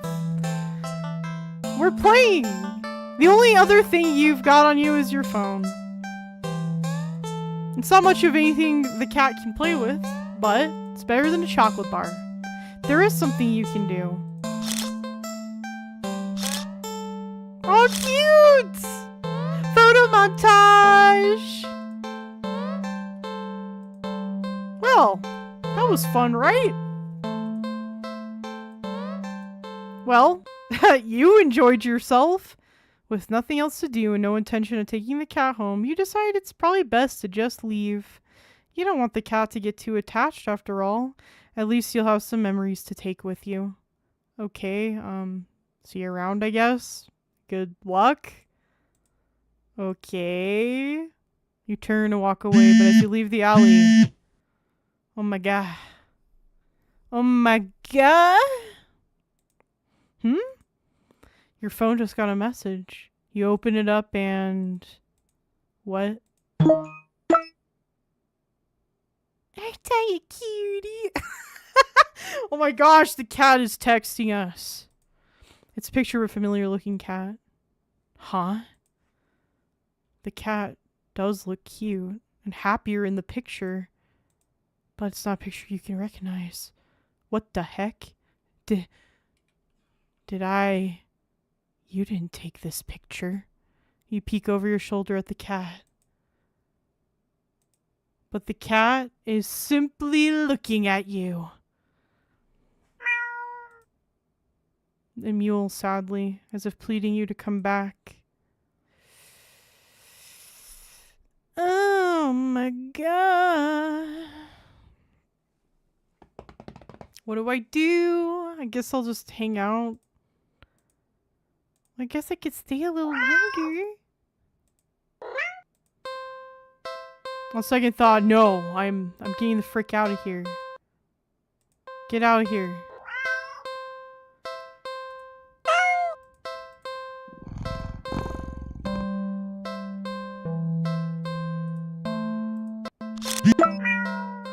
Let's get out of here. Well, you know what? Screw it. We're getting out of the alley. Screw it. No more. Out of the alley. Phew, that was weird. You're a good distance away when... Not again! You reluctantly look at the new message and... Don't ignore me. Aw. Creeped out, you decide to just go home. I know you're seeing these. Come back. Come back. Come back. Ew.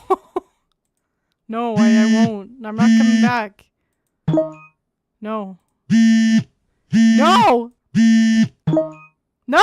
Stop blowing up my phone! Ew. I can see you. I can always see you. You can't hide. I'll always find you. Your eyes dart around nervously, certain that you're being followed. But there's nothing there.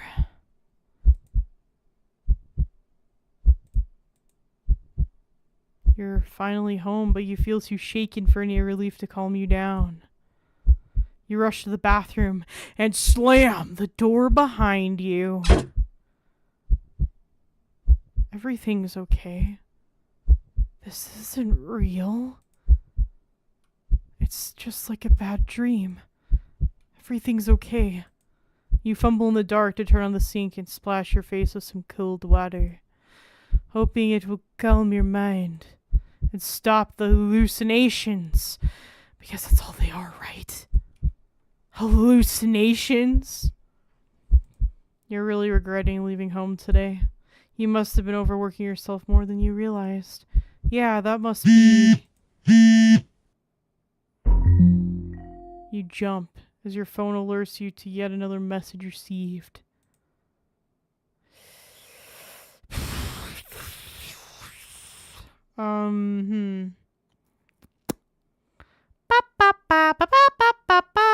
Check the phone. Sure, why not? With shaking hands, you look at your phone. It's a message from your mother. Just kidding. It's, "Hi, friend!"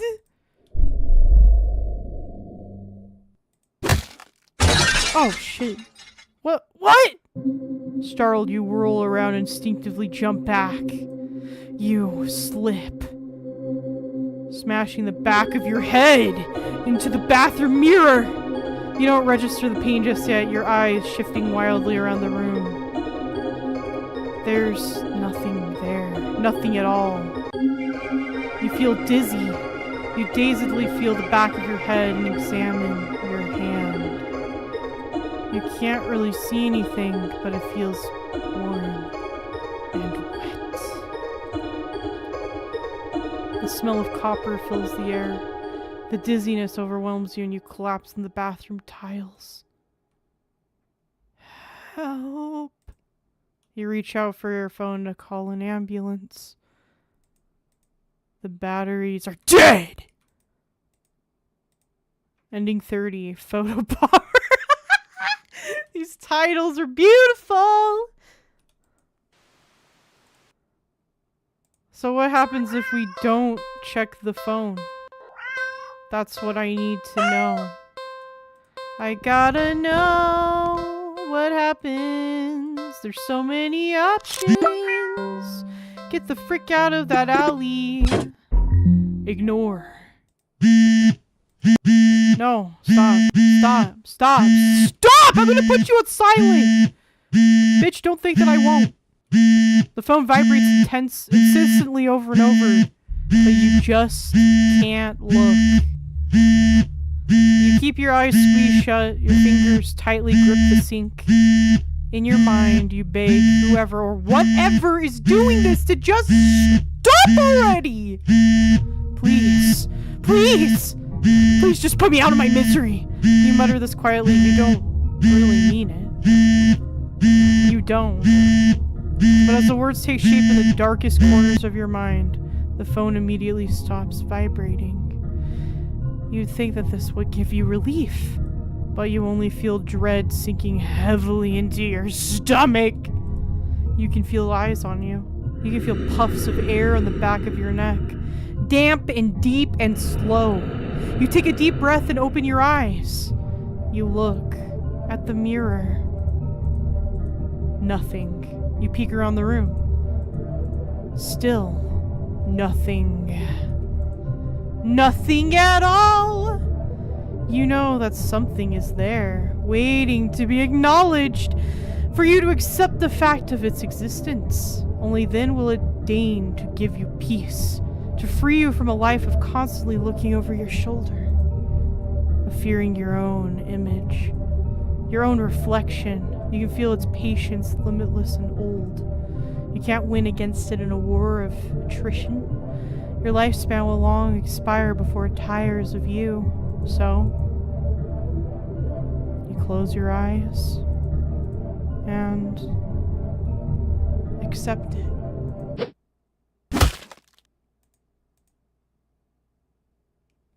As your head is severed from your neck, you're filled with peace. Grateful that at the very least, you never had to see it. Whatever it was. Ending 31. Headshot! Oh boy, oh boy. Let's keep not taking that kitty home. Oh my gosh.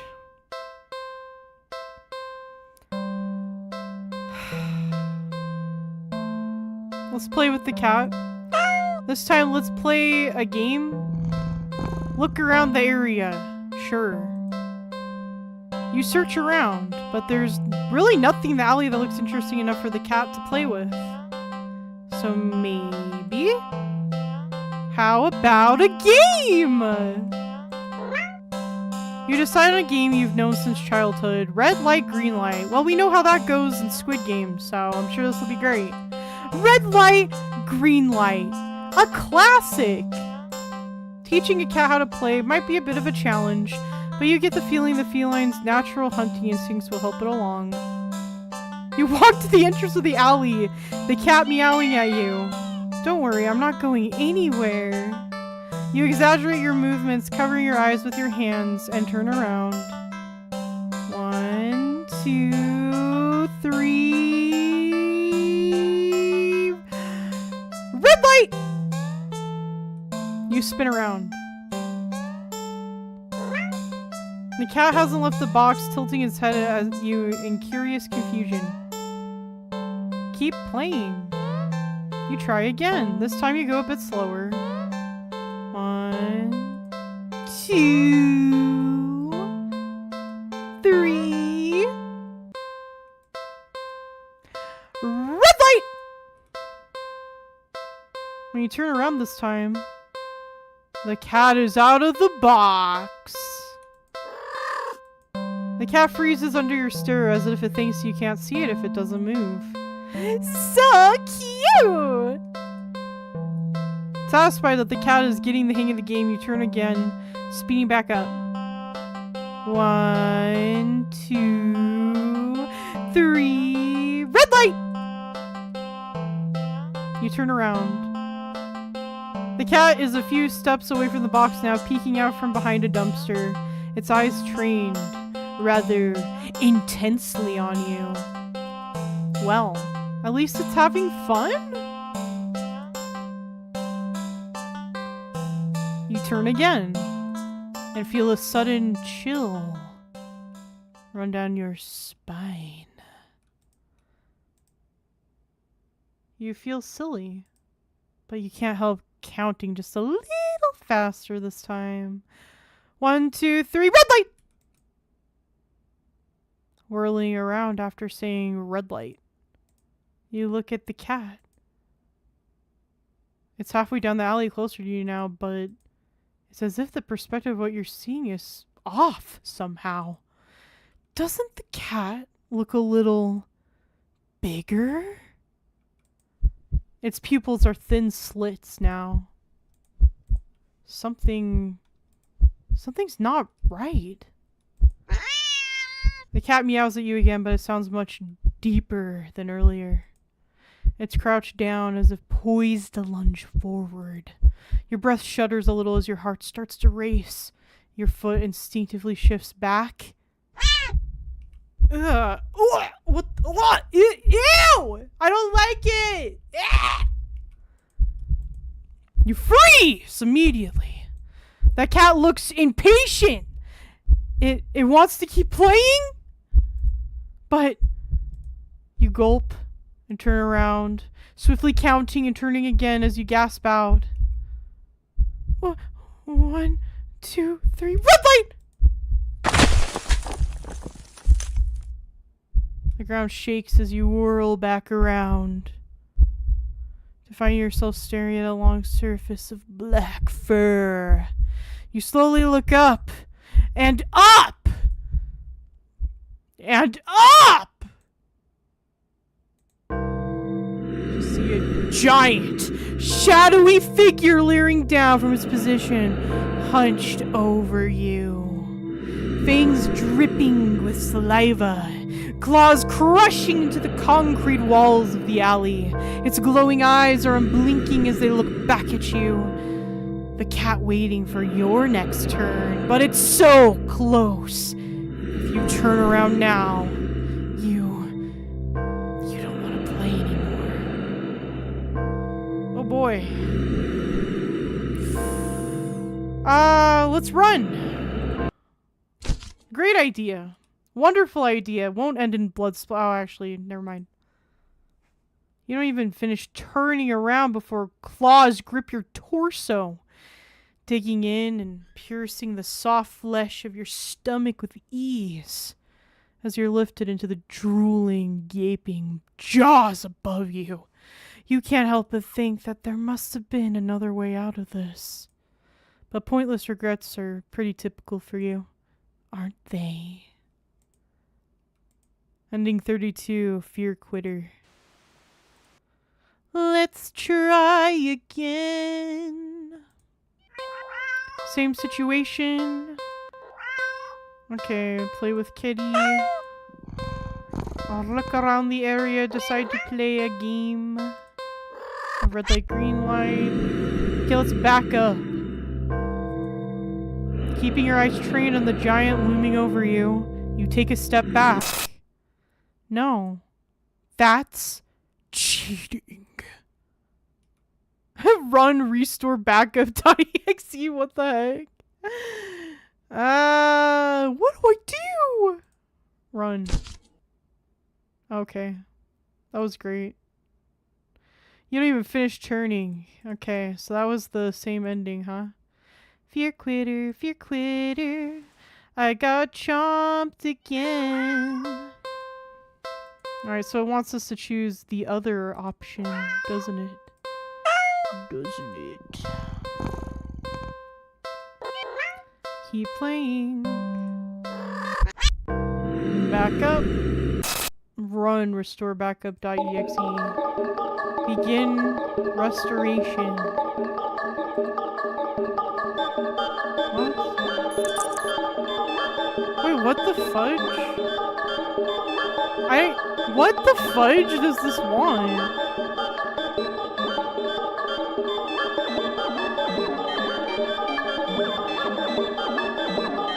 What the fudge do you want?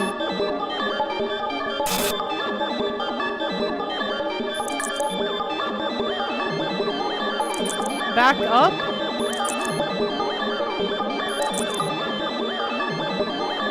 What are you doing? Stop! You're breaking my head! The cat stares at you. Keep eye contact and back up. You step back and back. And as you take one more step back out of the alley. Go home. Error. Error. Error! Oh my god. I think it's trying to tell us something, chat. I think it's saying error. Oh my god. Oh my god, error. Errors everywhere. The world outside the alley seems to be broken. What exactly did you do? Is this an ARG now? Error found. What the ever-loving frickle frackle was that? Okay.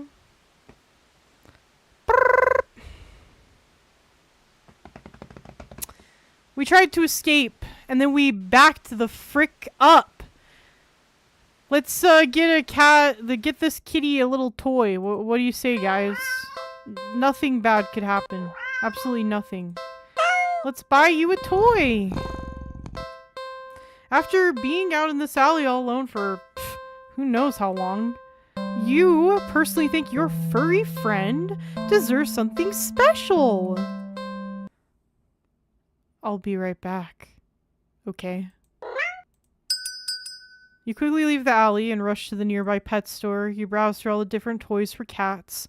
There are so many to choose from, plush and bright colored and scented with catnip.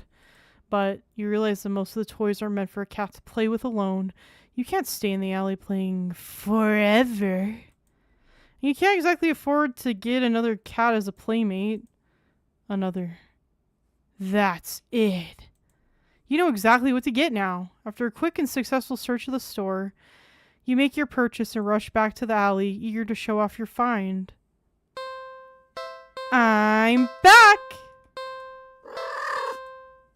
The alley feels even gloomier after spending time in direct sunlight. Makes you feel that much prouder of your gift. You skip over to the cat and dig in the store's plastic bag. I got something for you! The cat leans up, curious at the bag's contents. You pull out your gift to the cat. Ta-da! It's a small cat plushie.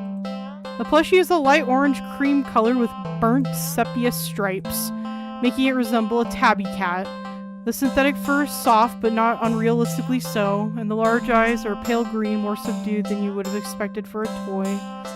There's no denying it's just a plushie, but the thoughtful details still make it almost uncanny to the real thing, which makes it perfect! A companion for the cat and one you could actually afford. Win-win. That's not all! You give the plushie a little squeeze and the cat looks unimpressed. Well, you think it's cute. Guess your purchase wasn't so successful after all.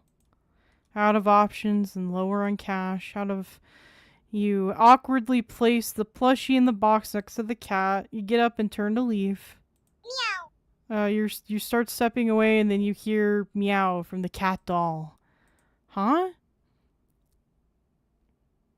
You turn to see the plushie on the ground next to the box. The cat is watching you closely, staring.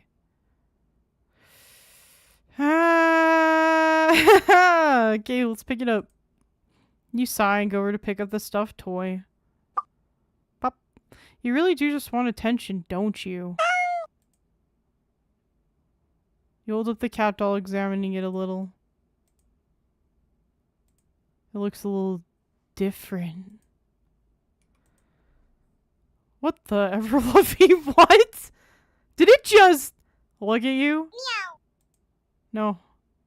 No, is this Toy Story? The cat toy is gonna be angry at me for abandoning it? Meow. No. Meow. No. Brother, no. Ew! Oh my god! The plushie somehow opens its sewn-on mouth before biting into your wrist. Ow! Stop! You try to fling it off, but its grip on you is strong as it drinks your blood! Ravenous and frantic. You hit it against the concrete walls of the alley! You try and tear at its sturdy fabric! But try as you might, you can't seem to hurt it or make it stop! It's just a toy after all! Eventually, you start to feel faint. Eventually, you collapse to your knees, in defeat! The stuffed doll is drinking more calmly now. Wow, that unbroken eye contact asserting its dominance. As if its previous aggression had been a mere reaction to your desperation. You seem satisfied that you're no longer putting up a fight. You think you blacked out for a second because though you're still sitting, the next time you're conscious, your eyes are closed. You feel so weak. You have to use all your strength just to pry open your eyes, and when you do, you see a kitten. Its fur of familiar orange cream with burnt sepia stripes. It's lapping at your wrist. The kitten lifts its head and looks at you with piercing pale green eyes. It mewls at you with a high squeaky pitch, mouth covered in blood. It'd be downright adorable if you weren't about to die from blood loss! Ah yes, another way cats are born. By being a plushie and drinking human blood. The cat strolls into your line of vision and picks the kitten up and gives you an indecipherable look before turning away. The cat carries the kitten back to the box and starts to carefully and dutifully clean it. You sway and find you can't right yourself before falling to the ground. It would seem that in the end, you'd gotten the cat a playmate after all. Ending 34, Living Doll. Wow, if you want to be a real boy or a real cat or whatever, Pinocchio, I guess all you needed to do was drink Geppetto's blood! Beautiful. Let's not pick up the cat toy, shall we, chat? One more time. Buy a toy. Get the toy. Leave. Get the frickle frack out of there. Ungrateful little monster. You huff in annoyance. You're welcome. Shaking your head, you turn to leave once again. Ah! When a sharp pain lances up your arm. Gah! Crying out, you grab at your arm only for it to... I like how there was like a zipper noise. Wait a minute. Fall off! Oh my god! Maybe it was a zipper noise. Your arm just falls off. You have like stuffing and shit. You stare in shock at your severed limb on the ground. Gathering your courage, you turn to look at where your arm had once connected to the rest of you only to see... not blood, it's cotton? Ba ba ba ba ba. Touching it, the stump doesn't even hurt. That is... until the same thing happens to your other arm. Ah! Yeah! Ah! Ah! You fall when both your legs succumb to the same nonsensical fate, crying out at the agony that comes and goes like it never happened, as if you're not currently lying on the dirty ground of an alley, limbless. What in the world is going on? You can't make sense of it. You can't think straight. The pain has receded, leaving you with a strangely empty pit in your stomach. Considering you still have a stomach and it wasn't replaced with. As you lay back, helpless and still in shock, staring at the sky. The cat's face appears in your line of vision. It lunges at your torso and starts biting and clawing into your chest like you're a chew toy! It doesn't hurt anymore. You feel like it should. You're not sure if you're glad that it doesn't. Eventually you feel the cat pull something out of you. A small doll that looks very, very familiar.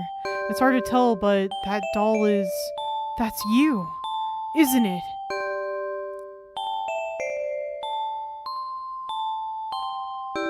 The cat hops off of you and heads back to the box with its prize. At least you think so. Everything's too dark to tell.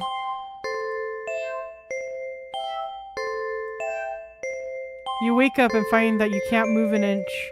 You can't look around, you can't even breathe. Though none of those realizations seem to be a problem! All you can see is the face of a familiar-looking cat curled around you, purring in its sleep. For some reason, this doesn't bother you. You're not sure why you feel like it should. You try to latch on to thoughts in your head that feel like memories of another life, another time, another you, but the thoughts slip away like forgotten dreams. Oh well. That's fine, isn't it? You're just a doll after all.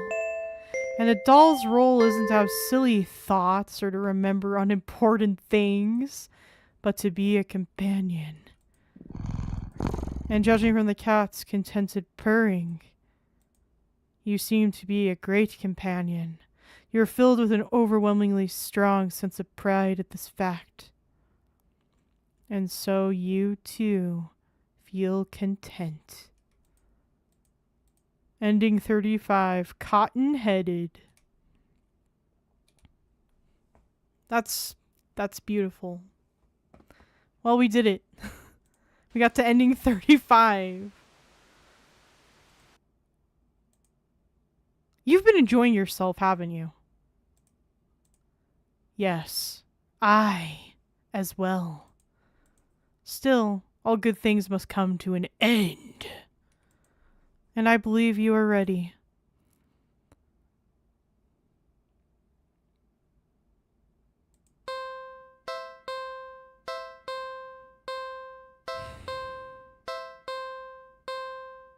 Okay, so here we are back with the cat.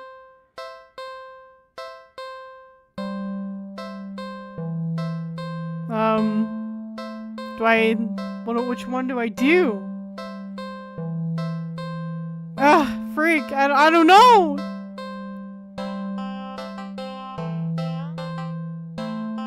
No, we can't. We can't take this cat back. I'm ready. Only one thing left, so what should you do with a cat that has been very, very, very naughty? Hint. Alright, chat, what should we do with the cat that's been very naughty?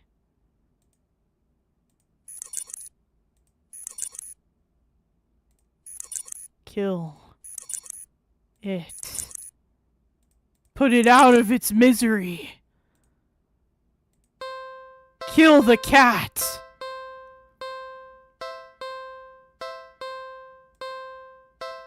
Really? Are you sure?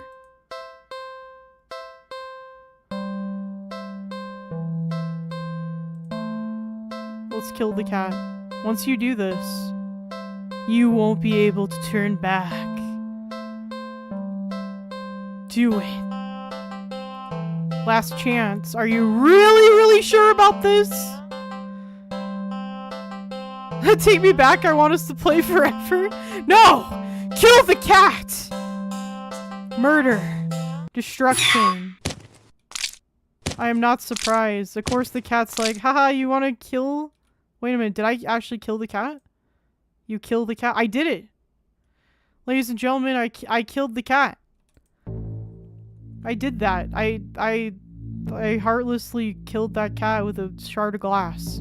Its corpse lays limp and lifeless in its now blood-stained cardboard box. What would you like to do?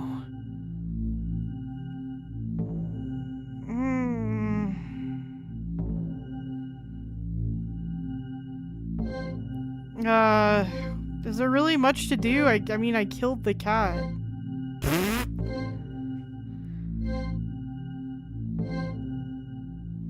Should I check my pockets? Should I look around the area? I don't know. There's no point. The cat is dead.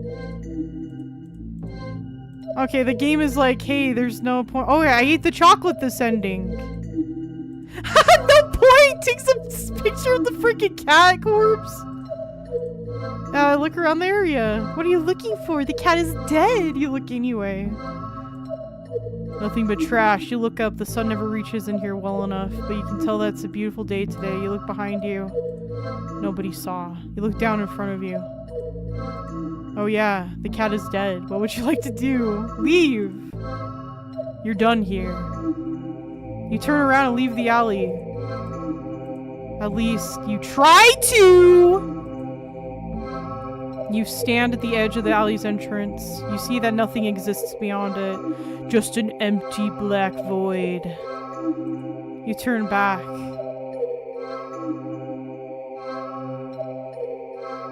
What's going on? And see that the back of the alley has become shrouded in darkness. You can't see a thing. Approach the darkness, leave the alley? Oh my gosh. I don't know what to do, y'all. Leave, I guess? But there's nothing there. Approach the darkness. With no other options, you step towards the darkness. Closer. And closer. And slash. You're slash. Oh my gosh. Ah! Slash! Slash! Slash!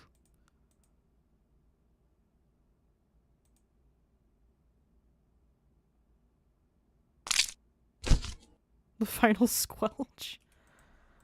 You collapse to your knees. The front of your body is slashed open, leaking blood and guts and organs down your torso and over your lap. Don't you know that cats have 9 lives? What? Slash. Slash. Slash. Ending 36. 8 more left. Oh, damn!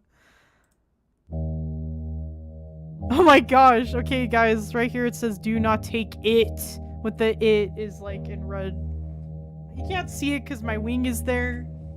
But trust me, it's there, okay? Do not take it home.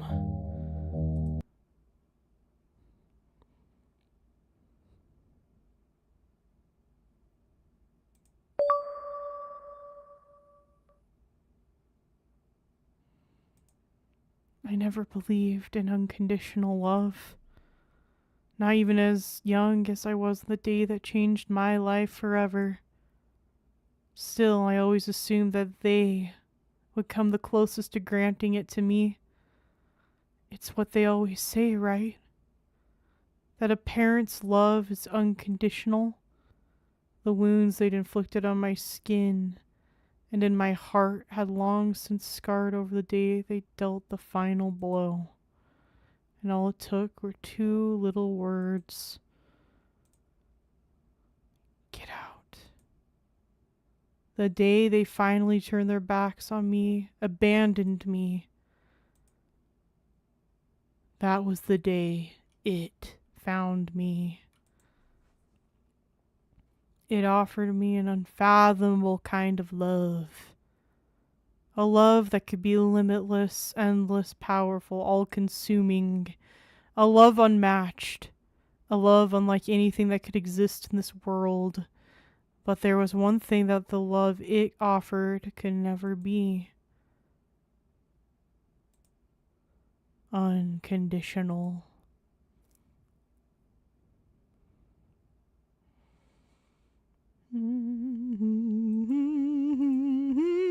Where am I?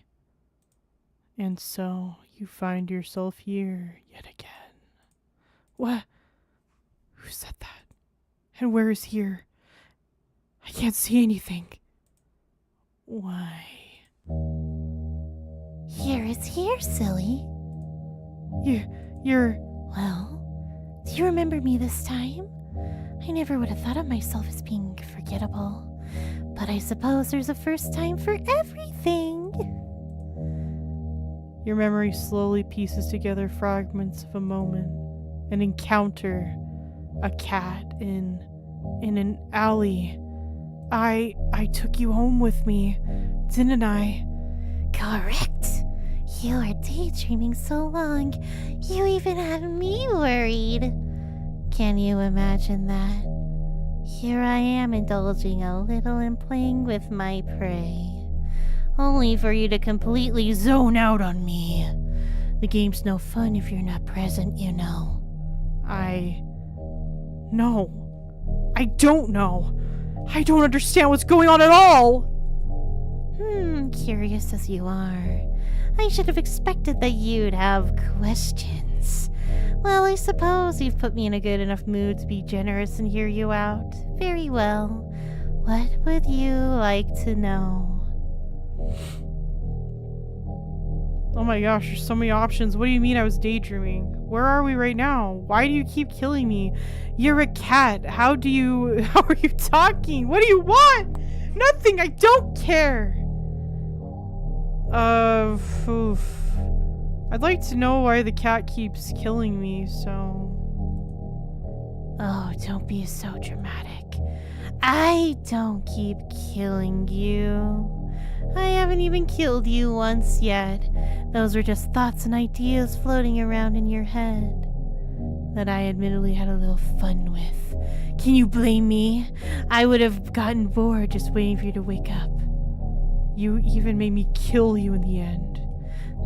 Yes, I suppose I was curious to see if you actually would. You certainly didn't hold back. You must have been quite angry with me. It's fine, though. You know what they say about curiosity? It was my own choice, and besides... I got you back tonight. What would you like to know? What do you mean I was daydreaming? It's fine. You were just on the brink of death, but instead of watching your life flash before your eyes, you got stuck reliving the moment we met. Subconsciously coming up with scenarios in which you managed to survive. Well, maybe you would have, but I couldn't resist messing with your imagination a little bit.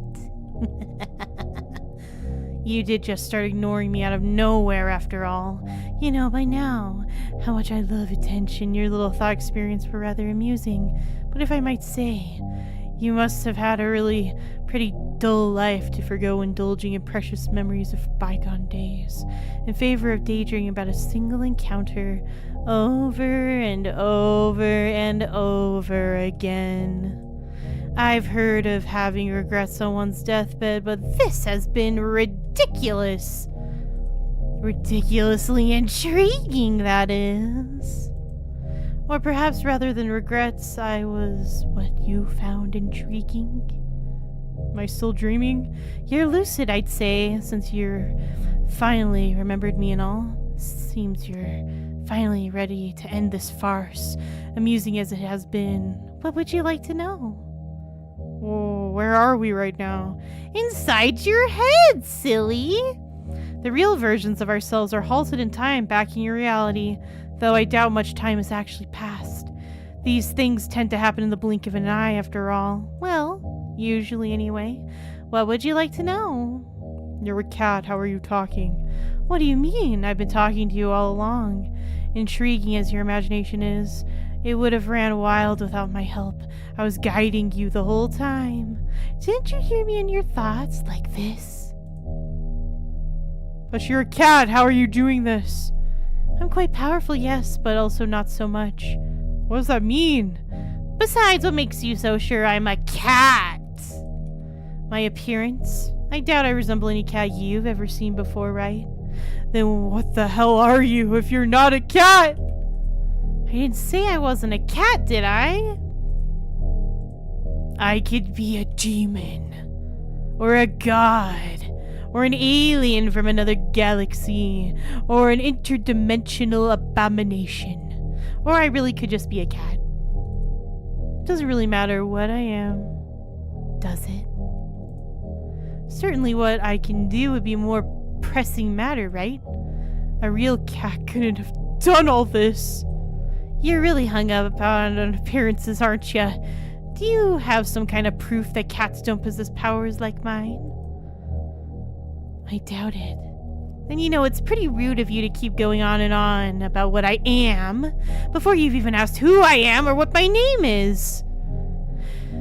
Okay, then what's your name? Well, I'm not gonna tell you now. Learn some manners first, and we'll see.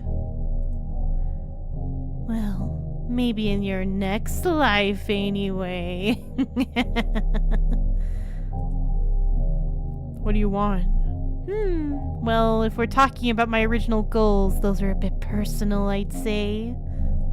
And anyway, things have changed.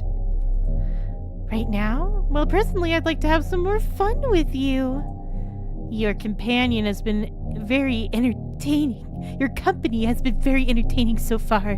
Given more time and under different circumstances, perhaps we could have even been... Well, all good things must come to an end. You can't truly want to spend what little time you have left in regret and delusion, right? Alternatively, I'm also quite hungry after waiting so long for you to wake up. At this point, I could go either way. Have I satisfied your curiosity now? I just have one more question. Why me? Why call out to me of all people? All I did was call for someone to hear me. I called out and you were the first person who came to me. Simple as that. Were you hoping for some special reason? I'm afraid I don't have one. Everything I've come to like about you were things discovered after our initial encounter. So there's no big reason for any of this? The reason is far less interesting the results that came about from our interaction. I only called to satiate my hunger, but in doing so I found something far more valuable. I know for a fact that regardless of how this plays out, I will never forget you. What do you mean? I've taken a liking to you, human, and so will grant you another chance. Another choice.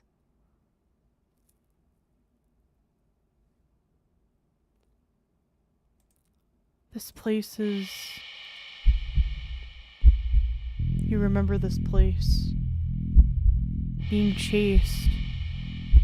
Being hunted. Being afraid. So afraid. The fear that so attracted me to you. That instinctive desperation to survive. I craved it all. As I am the origin of those delectable emotions! You are already mine. But I will still permit you the chance to accept the reality of your fate. Human! Join me, or perish.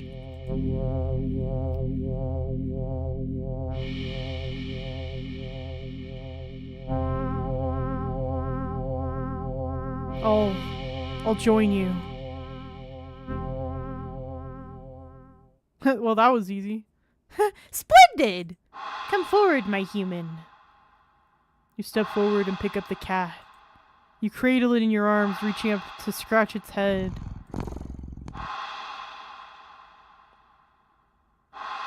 Suddenly, you start to feel sleepy.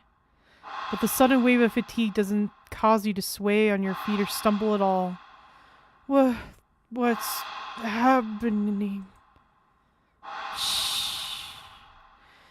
Don't worry. You no longer need to worry about anything anymore. Just sleep and dream those sweet, sweet dreams for me. Excellent. With this, you will soon become a part of me.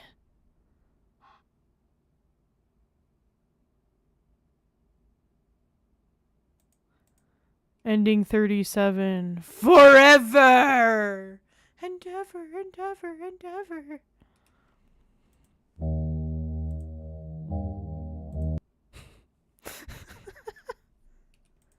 Back again, are you? You've already reached the best outcome you're gonna get. What more are you hoping to achieve? You wouldn't be thinking of going back on your promise to join me, right? If we're not satisfied, your curiosity? No. No? Well, in that case, what would you like to know? Skip, skip, skip, skip, skip, skip. Oh, it's like you can't skip this. I have to go through all of the little options again. Skip, skip, skip. Skippity, skip, skip, skip. Skip, skip, skip, skip, skipperoni. And then we can get to the, no, I must escape you. I'd rather die. I see. Then there's nothing left to say. Blackness, darkness consumeth. Resigned to your fate. You finally turn around. Oh god. Oh my god. Oh my god. It's enormous. Shapeless, billowing like thick smoke in the wind. The shadow-like entity towers above you. So high it looks like the sky poured it down to earth. Is still pouring it even. It is unfathomable than your tiny world is even able to stand under the weight of the reality of such a being's existence, and that you and your fragile mind haven't fallen to ruin as well.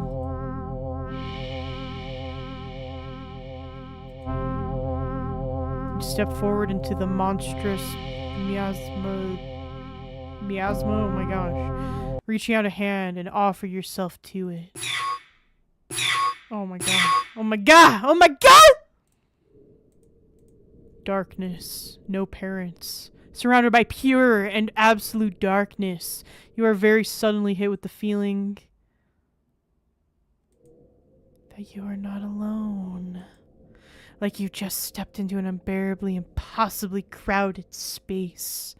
Your ears even start to ring with the sensation of countless conversations, words, whispers, screams, all overlapping, but you don't actually see or hear anyone or anything. You're alone, even as your senses lie to you, trying to make you think otherwise. You're more alone than you've ever been. Lies. Lies. Lies. Listen. Listen, please. Someone really... I can't see you. Where are you? Nothing left to see. Only hear us. Listen. Please. Are you all trapped too in this place? No place. Us. All you see, hear, feel is us. Us and it. We are victims, prey. Like you, we are many, beyond counting. Our bodies gone, with time. Wills left behind. Us, we became what you see. This place is us. Need your help. But what can I do? It's too greedy. Make mistake. Eat too many. We are many. Now strong.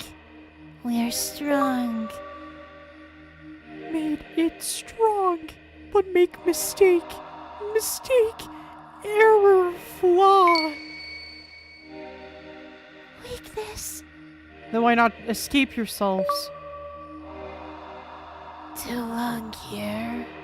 Too long. When we are one with it. Bodies lost. Minds, wills, us, all corrupted. Nobody can't escape.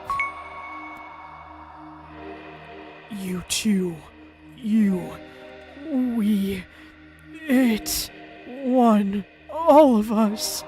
All now one. But you, new, fresh body, still have body. Escape is possible. Because still one. With it. Even just you, if escape with mind, with body, it would unravel. Lose power. Lose strength. Lose us. Us set free. Forever. Finally. Escape. Help. How do I do that? Remember, it lies. Hidden in truths. Lies. Lies. Escape. Escape. Push forward. It lies. Persist. Persist. Oh my god, thank you, Vias, for the $10. Oh my gosh, I'm shooketh. Become the ultimate cat. You can do it. Thank you. I shall persist for all of you. Persist. Persist. Persist. You ignore their words? Whoa, okay. Deep down you know there's no way someone like you could win against something like it. The cat. Trying would be pointless, futile, insignificant, useless, meaningless, a pointless effort. The hopes of those words, their wills, it would all be wasted on you. So, you accept your fate and choose to perish. Damn, not leaving me much choice, huh? But I must persist. You're not sure how long it takes, but their pathetic pleas eventually grow silent. You almost wish they would have simply turned to insults and threats. This endless silence, it bears the weight of your guilt and shame. Long after your body fades away and becomes one. One with me. Ending. Question mark, question mark, question mark. Perish the thought. Whoa, what the heck is that? Secret ending! Secret ending! No. No, this is another daydream! Isn't it?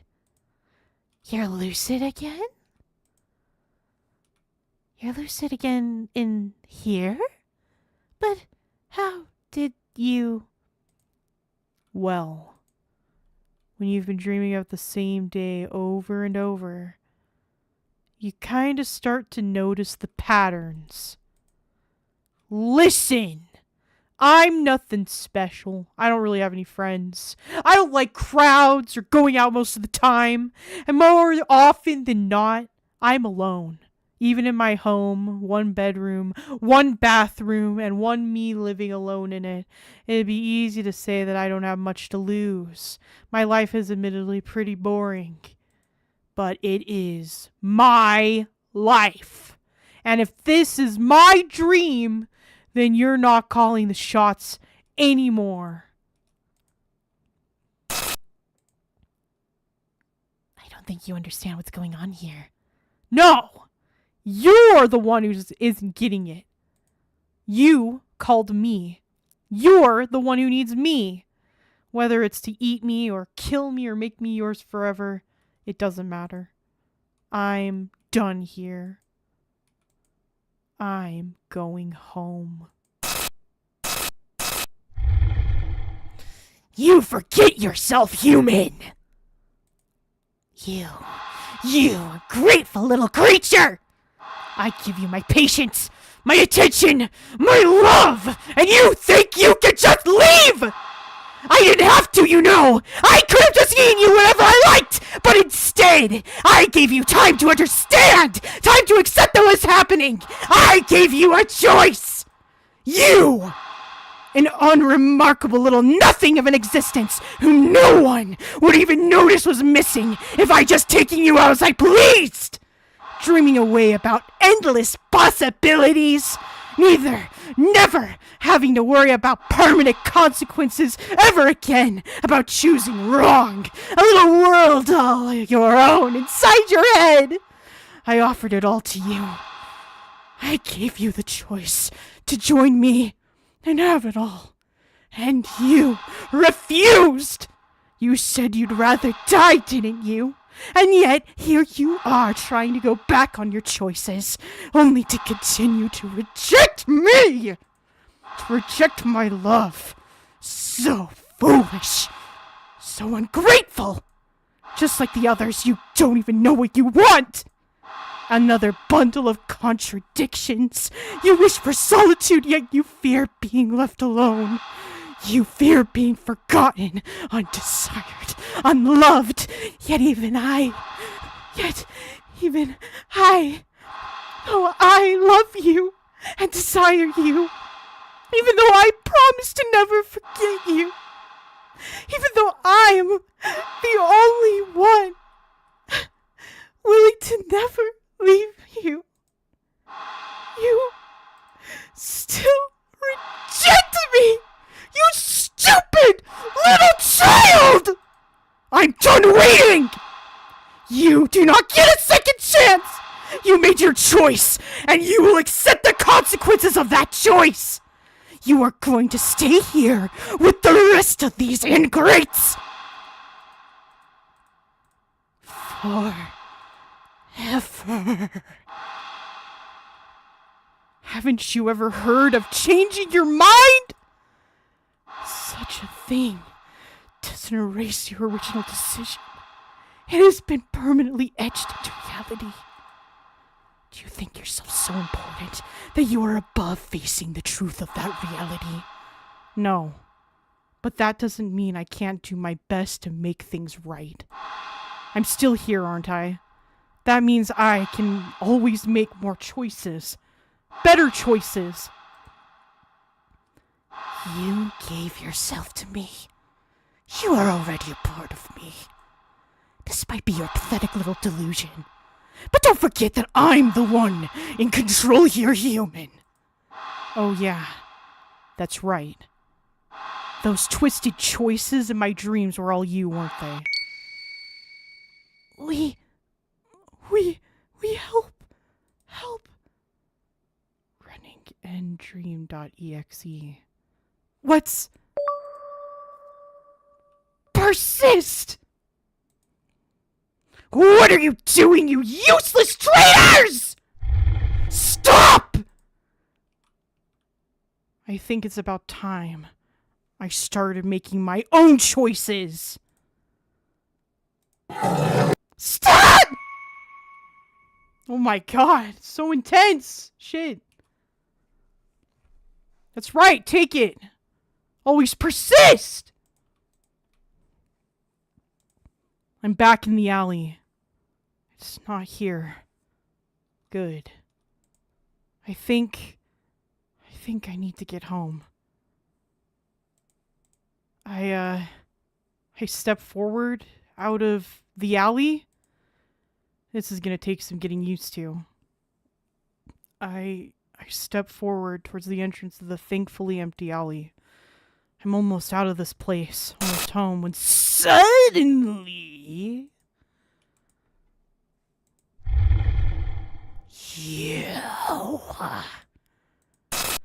You're not going anywhere! Oh god, go back. Holy shit. Go right. Okay, go home. Get the frick out of here! Damn it, I overrode my choice. Where the hell do I go? I've got to escape. Go watch a movie! Anywhere but here. Go to the old theater. Go left. Okay, let's see here. Go right. Go left. Go right.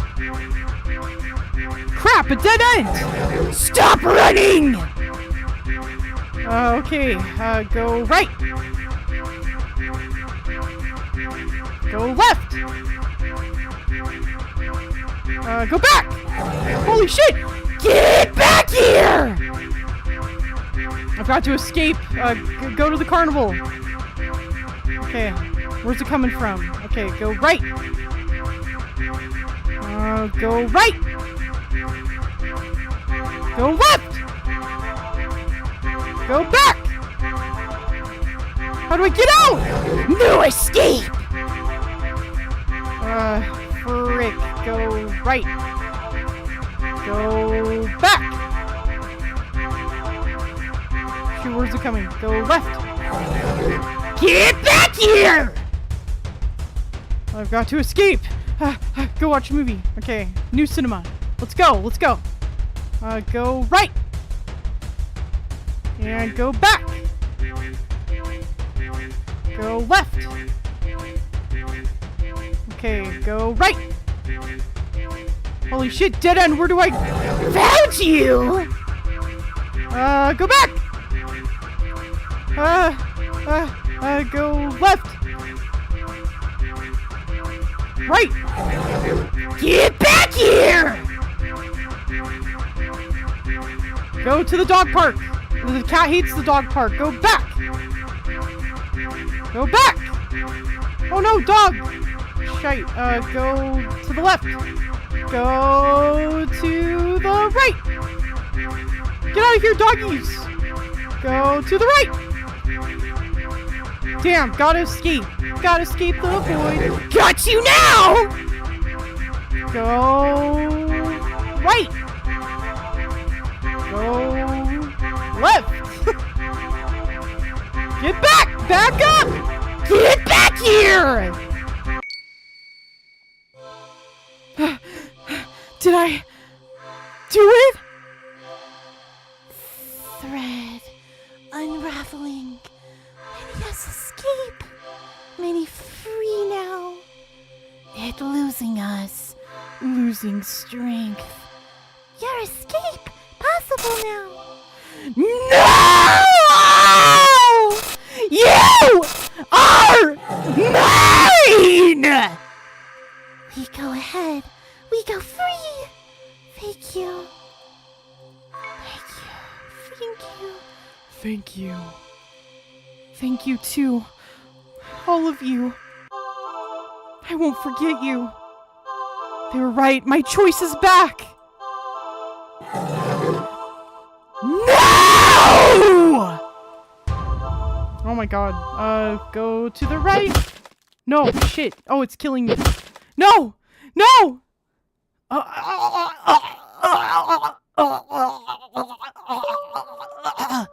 You have the strength to escape. At the end of this chaos, you will be okay. We are with you. Persist. Did I do it? Thread unraveling. Mini has escaped me free now. Okay. Somehow it got me. Go home.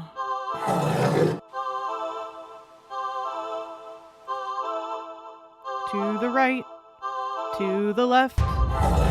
Come back! To the back. Let's get the frick out of here. Go. Oh, fudge. Clicked the wrong one. No! Screams. Okay, drink break. As it slashes me to pieces. as I bleed out Emily. I can do this. Alright, here we go. Persist. Never surrender. Never give up.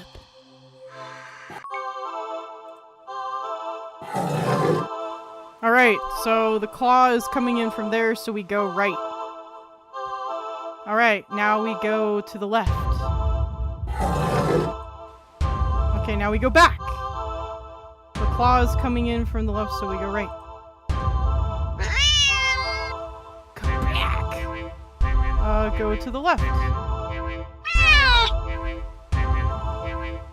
Okay, where is it coming from? Go right. Oh man, that cat is pissed. I'll die without you! Go right. Damn, you'll die without me? Shit. Push forward. Wait!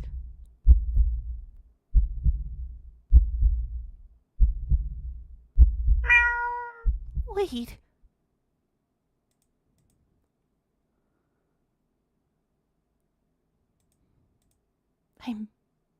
I'm back. Back where it all began, the alley. And in the cardboard box at the back of the alley. Ew. What the fudge? Ew! There you are. You look nothing like the impossibly cute cat I met. Well, what feels like a lifetime ago. After escaping and releasing the wills of all of your victims, all that's left of you now is an inky black blob seething up at me. The endless hatred pouring out of your singular eye doesn't scare me at all. Do not take this cat home! Don't leave. You're mine. No, I'm not. You took them away. They were mine. And now they're gone. You took them away. You took everything from me. They weren't yours either. Alone. You Never had to be.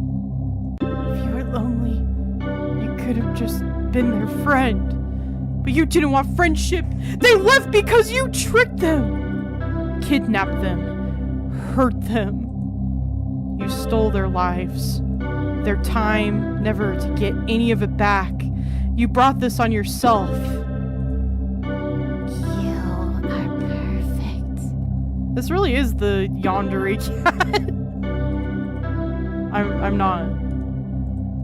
You are. Don't need the others. Just need you. Stay with me. I won't. Can't give you anything. Can be everything for you. No, you can't. You could have even before. You definitely can't now, and even if you could give me everything I ever wanted and more, I'd still never stay. I love you. No, you. I do. So much. I love you. I love you. I love you. I love you. Stop! Maybe you do love me. In some strange, screwed up way I'll never understand. But even if that's the case, it's not enough. Please. Don't go. I'll be good. I don't believe you. I promise. I can't trust you. I promise. Just don't leave. Don't leave me alone. Please. I'll die. I'll die without you.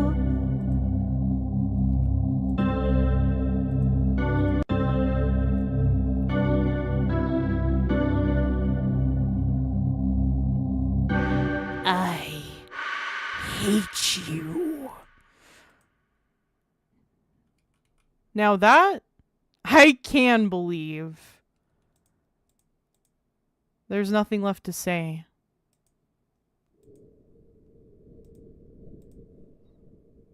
I watch in silence as the cat, as it, fades away into nothing.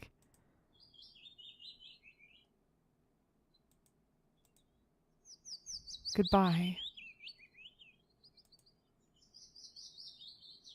With one last glance around the alley, I turn.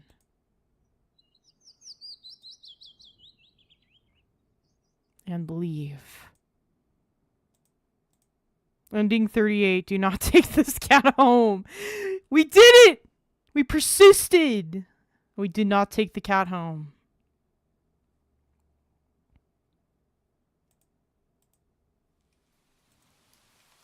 Oh, it's raining. Today's been surprising? Yeah. Yeah, pleasantly so. A day off that started with admittedly crummy weather led me to the old theater, where I enjoyed a movie by myself, where I had my laughter filled up the empty theater. The rain had stopped by the time the movie was over, and I was in such a good mood I hopped over to the not-so-new cinema. Not to watch another movie, but to play around in the arcade, earning a few high scores. With the gamer in me awakened, I went to the carnival to play some more, and was humbled fairly quickly. But I did manage to win a small stuffed animal at the ring toss booth. The design is questionable, and I freaking love it. The rides weren't so bad either. I got inducted into a group for a bit while waiting in line at the Ferris wheel, bonding over our shared mistrust of the carnival's game vendors. I even shared a carriage on the Ferris wheel with a few of them, and exchanged numbers before we parted ways. I don't know if I'll ever see them again or any of them will ever call me, or if I even have it in me to call any of them. But having the option to do so is nice. It feels nice. Baby steps. After all, even that tiny bit of interaction, though fun, exhausted me. So I went to recharge at the dog park, feeling rejuvenated at the sight of dogs. Old, young, big and small, all running around. Happy and carefree. A few of the owners even let me take pictures. Yeah. Today was a good day. I don't think about the cat, or it, I guess, all that much these days. It was hard at first. In the immediate days and weeks that followed, what happened to me was all I could think about. There were days I blamed myself, days I questioned my choices. I went back to the alley more times than I want to admit. The feeling that always went through me at the sight of that empty cardboard box was so indescribable, so overwhelming. I'd sometimes break down and cry right where I stood. It took a while, but eventually that strange emotion became clearer and clearer, until I had the courage to recognize it for what it was. Relief. I've been afraid to feel it for so long, terrified to let my guard down. But that sense of relief finally returned. Relief that it was gone. Relief that I was free to live my life. However simply or extraordinarily I wished. The ones it had imprisoned, I never heard their voices again either. But that's for the best. Living here and now, never forgetting what they did for me, and what I did for them too. For now, I think that's enough. At least, I hope so. And that, wherever they are, they're finally at peace. I'm fighting for my own peace too, one day at a time, one tomorrow after another.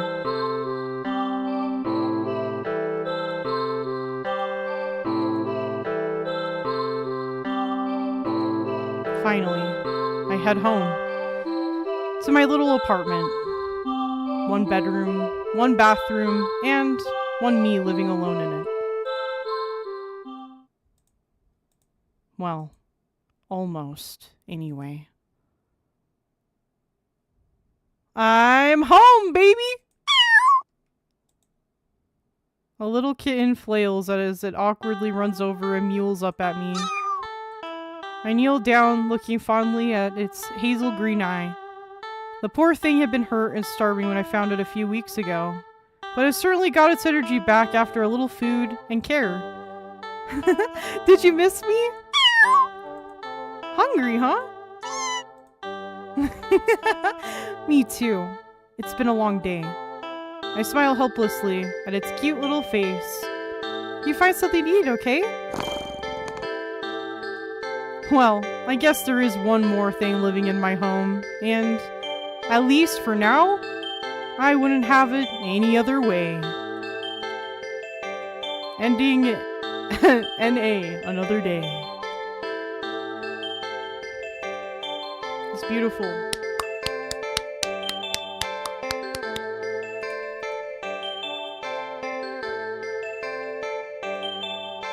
Alright, I think we made it to the credits, y'all. Yeah, let's go! It's the credits! And you, thank you for playing. The evil has been defeated! The end. Oh my gosh, empty box. Wow. What if I just click this? What happens? Empty box! Just an empty box. It's just an empty cardboard box. No, never again. Yes.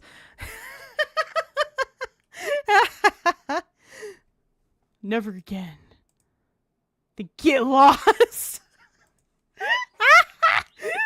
So is that basically how you can restart the game? Oh my gosh. Yes. Let's go. Guys, is that it? I think that's how you can, like, reset the game. I think. Right? Is you can go back and like, you know, hey kitty, you want to play? And then it sucks you back into its world of ultimate purgatory. I think that's it, y'all. Okay. There we go. Ba, ba, ba, ba, ba, ba, ba, ba. I got all the endings. Hell yeah. Okay, we did it, everybody. We reached the end of Do Not Take This Cat Home. Oh my gosh. It's been a long little journey, it feels like. But we made it! Woo! Alright, thanks everybody for watching. See you next time for whatever I'm playing next. Tell me in the comments what was your favorite ending from this time around. Because I want to read it. Hell yeah. Alright, bye everybody. Have a good one.